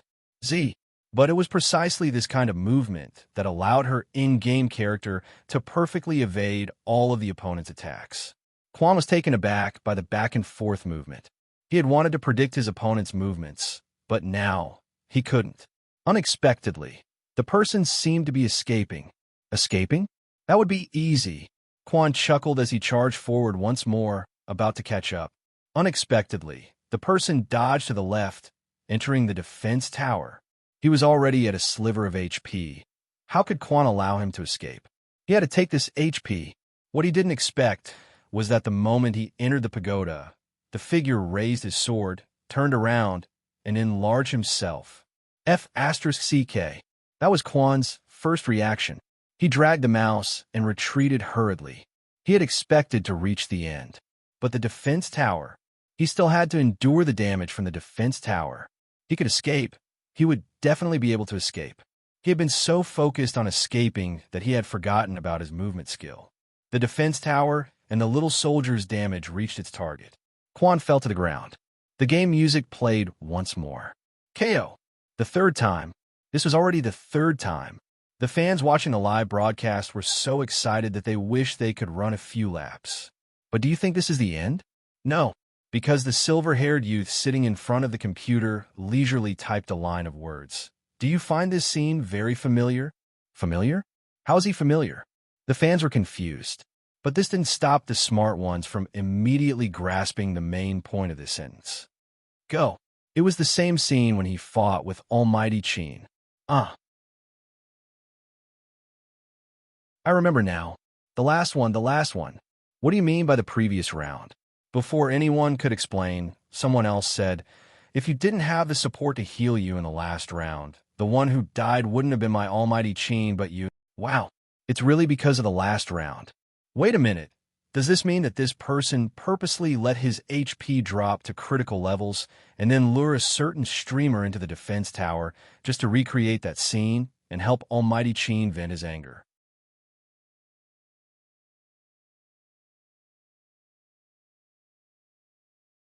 Chapter 13:17. A normal professional player wouldn't be able to do it, but if it's that person, it's possible. Fans who often watched the league knew who that person was talking about. Among the junglers on the national server, other than Almighty Qin, there was only one person who could achieve such an effect. The FC King of Zone C, Spade Z, although that person hadn't appeared for a long time. But the players still remembered the first time they saw that person. That was how she was using a lower-level account to kill a higher-level opponent. Every round, she would bring the team to victory. Even now, it was still the same. Cough, what should we do? The CP fans are imagining things again. This isn't about the CP fans, right? This is obviously the girlfriend taking revenge for her boyfriend. I'm guessing someone is definitely trying to make Almighty Qin happy. Look up at the sky. This display of affection is really admirable. Wait a minute. Look at that person's ID. Little sweetheart Qin is mine. I seem to have found out about a huge secret. My boyfriend saw you acting coquettishly just now, and he's beside me now. He's jealous, and I have to think of a way to make him happy. So Almighty Qin is sitting beside someone. The above commenter is the truth. As a boyfriend, he doesn't waste any words. He's going to catch him in the jungle. At this moment, Bojo saw the conversation on the public chat. Her fingers paused, and she turned towards the Almighty seriously. Brother Mo, the whole world knows that I like you. MH. When he raised his hand, he was still smiling. His hand landed on the youngster's furry head, feeling the warmth of his palm. He actually felt happy. Bojo took the chance to flirt. Look, I told you I wasn't lying to you. Yet you're always on guard against me. In the past, you always wanted to marry me. When are you going to fulfill that promise? Don't keep dragging me. Don't you know that chasing a girl can't be dragged out? Lin Feng and Coco were the closest to the two of them. When they heard the young man's casual words, their eyes widened like lanterns hanging outside. They looked at each other, their expressions and actions expressing the same meaning. F***CK. Little Spade really did everything to get Captain's love. How could he say such shameless words? Lin Feng was the first to react. He turned to Bo Jio and cupped his fists. He was impressed.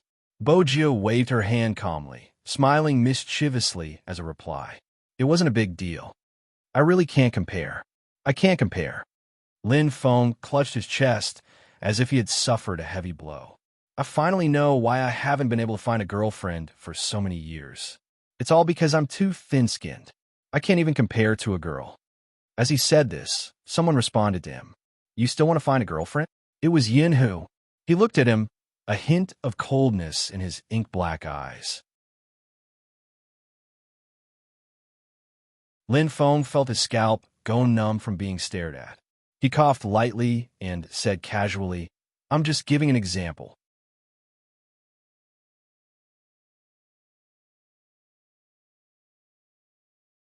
Chapter 13:18. Lin Feng's heart skipped a beat. Then he seemed to have recalled something, his fingers turning cold and flustered. He shifted his gaze. F***CK, don't joke around. Yin Hu's eyes dimmed. He didn't say anything, but his expression didn't change. Qin Emo tapped the youngster's cheek. What do you think will happen if you drag this on? Like me being sad or something, Bo Jio replied. Qin Emo arched a brow. I made you sad. Bo Jio took a moment, feeling troubled. She hadn't. But before she could reply, the Almighty added. The Almighty added, even if you're sad, I can comfort you. MH? Bo Jio heard it. Even though it was faint and slightly arrogant, she wanted to hear it again. The Almighty was comforting her. Qin Emo watched his clear eyes. Just as he was about to speak, a cold sneer came from the live stream. I was wondering who it was. So it's that androgynous person who disguised himself as a man in order to attract fans.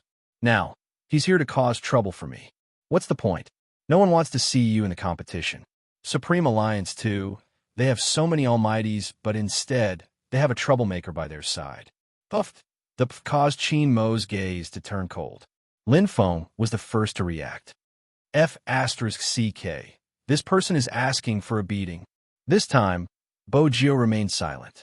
Qin Mo tilted, his right hand reaching over to snatch the keyboard in front of her. Brother Mo? Bo Jio tilted her head. That person's slender and good-looking fingers typed a string of words on the screen.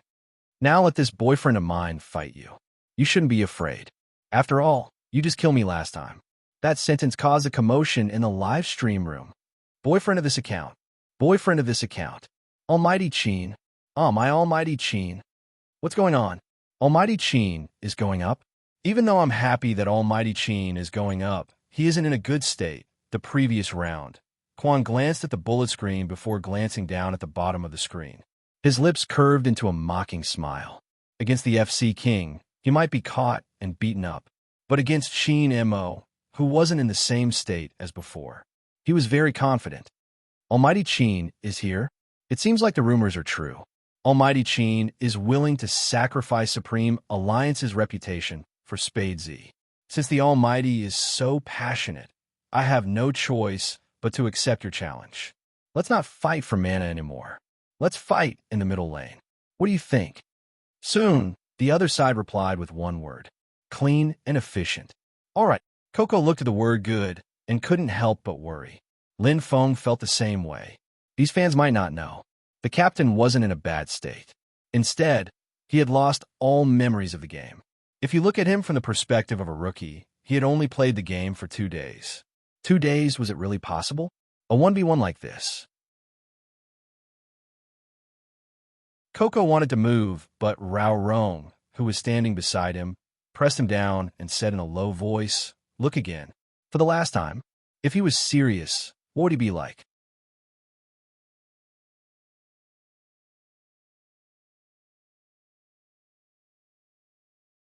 Chapter 13:19. On the screen, Qin Mo's character had already skimmed out of the spring. Quan was on the opposite side. In order not to disturb the Almighty, Bo Jio wanted to stand up. She didn't expect that the man would empty a hand and hold her down. His voice was very calm. Watch. MMH? Watch him take revenge for her. Bo Jio stilled. She supported her chin with one hand, lifting her thin lips lazily. After the words, "this number's boyfriend," warmth filled her heart.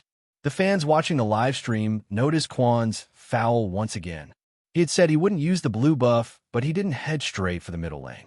Instead, he used a blue buff in his own jungle before turning and charging towards Qin Mo. Everyone saw the figure. It was coming from the blue buff side, and it even had an ultimate move. They watched as the damage was about to land on the Almighty. Unexpectedly, at this moment, the figure was faster than him. With a movement technique, he retreated to the bottom of the tower with his long sword. Missed. It was obvious that Quan had missed his big move. He couldn't accept it, mocking the beast by the grass. Almighty Qin, why did you retreat to the bottom of the tower? How are you going to fight if you don't come out? Don't tell me he's scared. The moment he finished his sentence, a silver light flashed across the screen. Everyone watched as a silver light flashed across the screen. In the blink of an eye, it had landed on Hound's body. The electric circle had taken away a quarter of Hound's health. You want to kill me in your current state? After Quan was slowed down, he flipped his hand and gave Qin Mo another big move, his tone smug. You fell for it, old man. This time, the damage was very high. Almost all the sword lights hit Qin Mo's body. Lin Feng clenched his fists, wishing he could join the fight himself. Coco pinched the fluffy bunny in his arms. The fans watching the match did not dare to look at this scene. After all, it wasn't possible for the Almighty to do such a thing. When had he ever been suppressed by someone? Everyone still remembered that even if his hand was injured, as long as he picked up the assassin, he would be able to fight 1 against 3 in the later stages. But now, he had made an obvious mistake in such a simple judgment. That's it. End your esports career. It's time to give the opportunity to us newbies who haven't been able to stand out. Quan laughed sinisterly as he raised his sword and was about to chase after the white figure in front of him and kill him. Everyone thought that Almighty Qin was dead for sure. But at this moment, the people who were watching from the dog's point of view only felt that the person in front of them had disappeared in an instant. Just like Quan, they were all stunned. In the next second, he remembered that it was a teleportation skill. Almighty Qin was behind him. Quan's movements were quick. You want to lie to me? Dream on. The moment he turned, he wanted to give Qin Mo a fatal blow. Let's see what you can do this time. But just as his long sword was about to fall, the figure in front of him was 1 step ahead of him, moving towards the bushes. Then, with a backhand, he raised his sword and enlarged it. Swoosh, swoosh, swoosh, swoosh. The silver-white sword light seemed to be singing an idyllic song as it revolved around him. Quan's eyes narrowed. His fingers involuntarily pinched the mouse in his right hand. When did he use such a powerful skill? When he had returned to the tower to clear the troops, which meant that Qin Mo hadn't returned to the tower to hide, but to wait for the skill. Attack!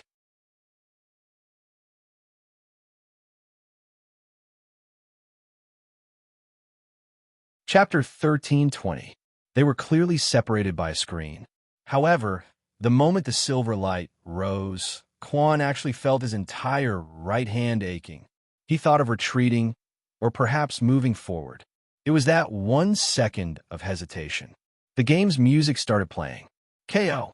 Quan watched as his character fell to the ground, covered in blood. In the end, he didn't even have the chance to turn the situation around. Beside the bushes, that person held a sword in his right hand. He stood tall and straight, his white robes fluttering in the wind. His side profile was handsome, and the silver light on the screen seemed to be reduced to his background. Not to mention the comments that flooded the public chat. Counterattack with low HP. This was a true counterattack at critical health. Holy **T. It's so cool. Almighty Qin isn't fighting, he's showing off his skills. He's showing off to the point that his opponent has nothing left to live for. Shush, shush, shush. Quiet, quiet. Almighty Qin doesn't want to fight a certain streamer head-on. Tell me, how should we fight? If he fights, he'll definitely return to the spring. As a professional player, I can't let ordinary players feel that this game is too bad, or else my popularity will drop. Be serious.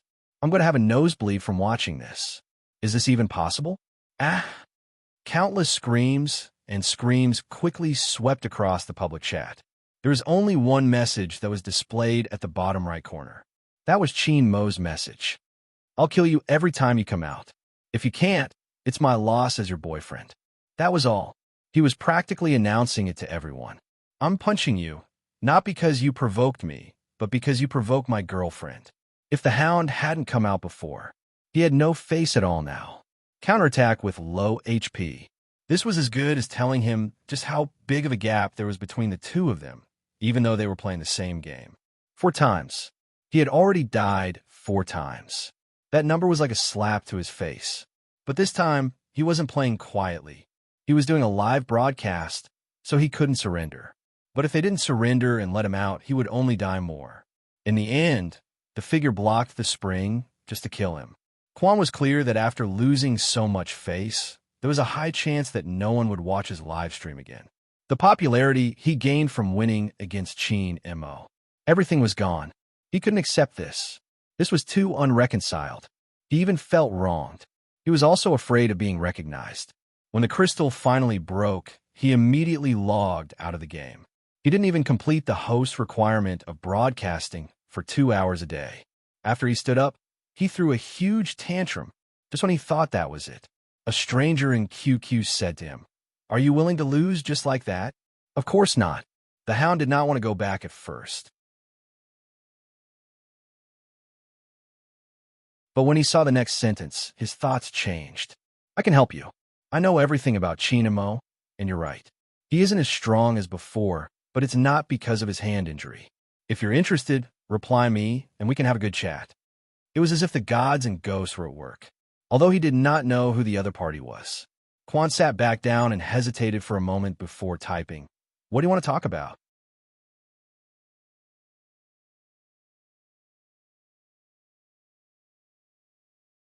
Chapter 1321. The man's words pierced through Quan's last shred of shame. This made him pound the keyboard loudly. "What is your purpose? Are you here to help me, or to mock me?"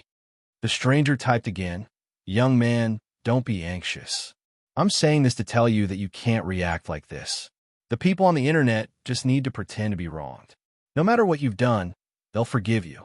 Besides, you only took a few things from someone else. What's the big deal?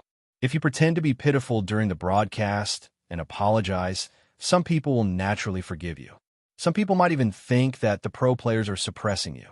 After all, in my eyes, those methods just now were too flashy. Think about it carefully. Isn't what I said right?"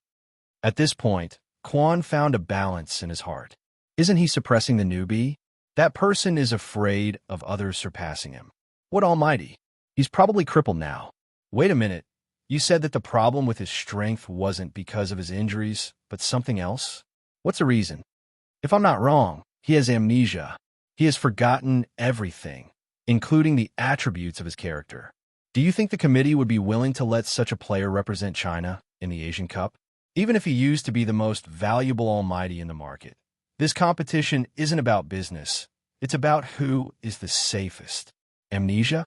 Qin Mo had amnesia. Quan's first reaction was disbelief. He continued to read the message, reading it over and over again. In the end, his eyes dimmed, and he stared at it for a long time. On the other end of the computer was the person. She didn't even dare to reveal her face, afraid that the system would recognize her. She had rented a house and hadn't stepped out since she came to Jiang City. She knew that the moment she revealed herself, she would be in danger of being caught. She didn't know why the special forces were chasing after her relentlessly. If not, she wouldn't have to hide in a corner. But soon, she wouldn't have to live in such a sullen state. She had always known that the information she had could bring that person to her side. She had even triggered him mentally. Why would he waste his time on gaming? Right now, he should be on her side. She didn't have to think to know that the moment he saw them. Murderous intent surged in his heart. He was such an outstanding person. He should rebuild their organization with her. If he had been the hypnotist, Fan Jia believed that no matter how skilled he was, he wouldn't have been able to solve his crimes. Soon, she would get that man back. Firstly, he must not participate in the Asian Cup. As for his team members, they could no longer come into contact with him. If this news was released, it would definitely cause some disintegration, no matter which side it was. Fan Jia had seen the Qin Group's PR. It was indeed good. But how could they do PR for such a thing? She had wanted to send this message the moment she arrived in Jiang City. But Fan Jia knew that someone had to follow up on this. She couldn't just expose herself like this. Now, there was such a person.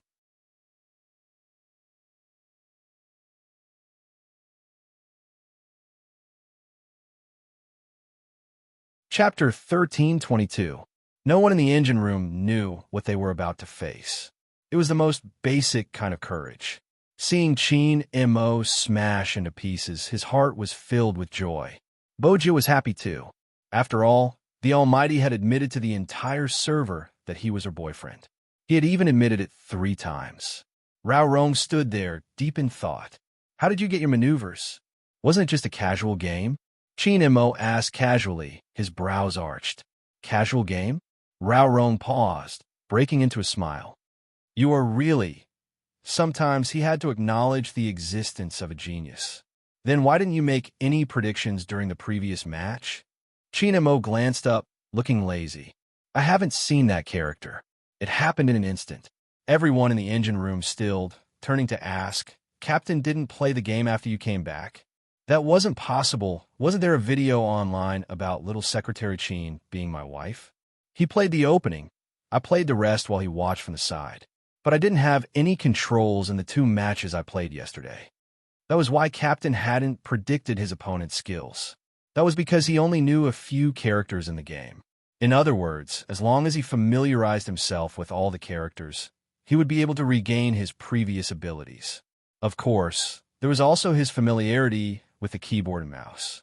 The latter wasn't the most important, because in that match, just now, they had discovered something. Even though he had lost his memory, Captain's body still remembered, instinctively executing the most precise maneuvers. This wasn't related to intelligence. It had been 3 years. He had been training every single day for the past 3 years. While everyone said he was talented, they couldn't see the calluses between his slender fingers and the lack of rest in his neck. They were afraid of falling sick in their line of work. They didn't dare to get sick, especially when it was time for the competition. They were afraid it would affect their condition. He smoked more fiercely than the average person. Perhaps it was because of these sacrifices that others couldn't see that he had walked out and become the carry that every boy liked, the strongest jungler in the entire game.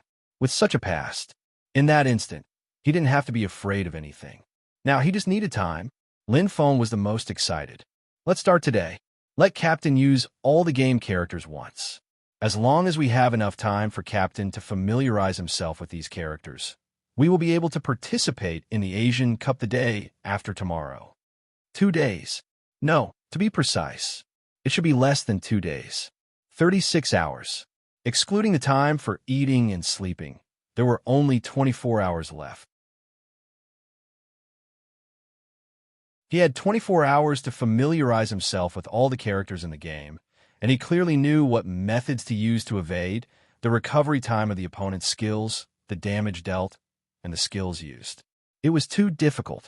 It was too difficult. But if it was the Captain, there was still hope. At that moment, everyone turned around and looked at Qin Mo. The light in their eyes was so bright that it was almost shocking. But soon, she saw that handsome and indifferent side profile. Their hearts skipped a beat again. Would the Captain agree?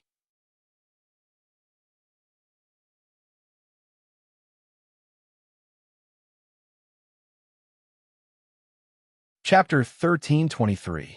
Captain. Captain. Coco and Lin Feng spoke at the same time, but none of them were as direct as Rao Rong. Do you still want to come back and continue the competition? Qin Mo glanced at him. There wasn't the slightest hint of joy or anger in his gaze, just a slight indifference. In the end, Rao Rong was defeated. What exactly did he mean? Qin Mo stood up, one hand in his pocket as he shifted his gaze away, seemingly searching for something. In the end, his gaze landed on Lin Feng. When everyone saw Lin Feng being stared at like this, they quickly shifted their gazes. Lin Feng, who was the center of attention, felt his scalp go numb. The pressure from his captain's gaze was immense. He cleared his throat, about to speak when Qin Mo's voice came over. I don't remember anything now. If I don't drag you down, I can join your competition. But as a condition, I'm curious about one thing. Qin Mo's voice drifted over, sounding lazy and black-bellied. I don't remember anything now. What is it? Lin Feng was a little frightened. Why did the captain look at him when he was curious? It couldn't be that he saw him in a different light, right? That was this person. Before Lin Feng could think of anything else, Qin Mo had already raised his left hand, tapping the top of Bo Jio's head. She has always been telling me that we are dating, that I was the one who chased her, and that she was the one who insisted on marrying me. I really want to hear the real story. In an instant, Lin Feng had reached their captain's point. Speaking of which, Captain, I've tolerated Little Spade for a long time. Lin Feng rolled up his sleeves, his face full of indignation. Really? How could she say that you liked her so much that you wanted to marry her? Even though you really liked her, everyone knows that it was Little Spade who chased after you. The first time she saw you, she said that she wanted to provide for you. But to be honest, the Fu family's money isn't enough to provide for Captain. Besides, no one knew she was a girl at that time, and she would confess to any handsome guy she saw. I don't know what kind of person she is. Bo Jio. She finally understood how it felt to have a useless teammate. Team Flower Lin, you don't have to say the last sentence, okay? Confessing to every handsome guy you see. As expected, Qin Mo smiled. His beautiful peach blossom eyes slowly narrowed. Looks, Lin Feng nodded. They're very particular about looks. Is that so? Everyone present could hear the slight coldness in his voice. Even the uncle, Yin Wu Yao, felt that after today, little Captain's path in love would not be easy. And then, Qin Mo's nonchalant voice rang out again.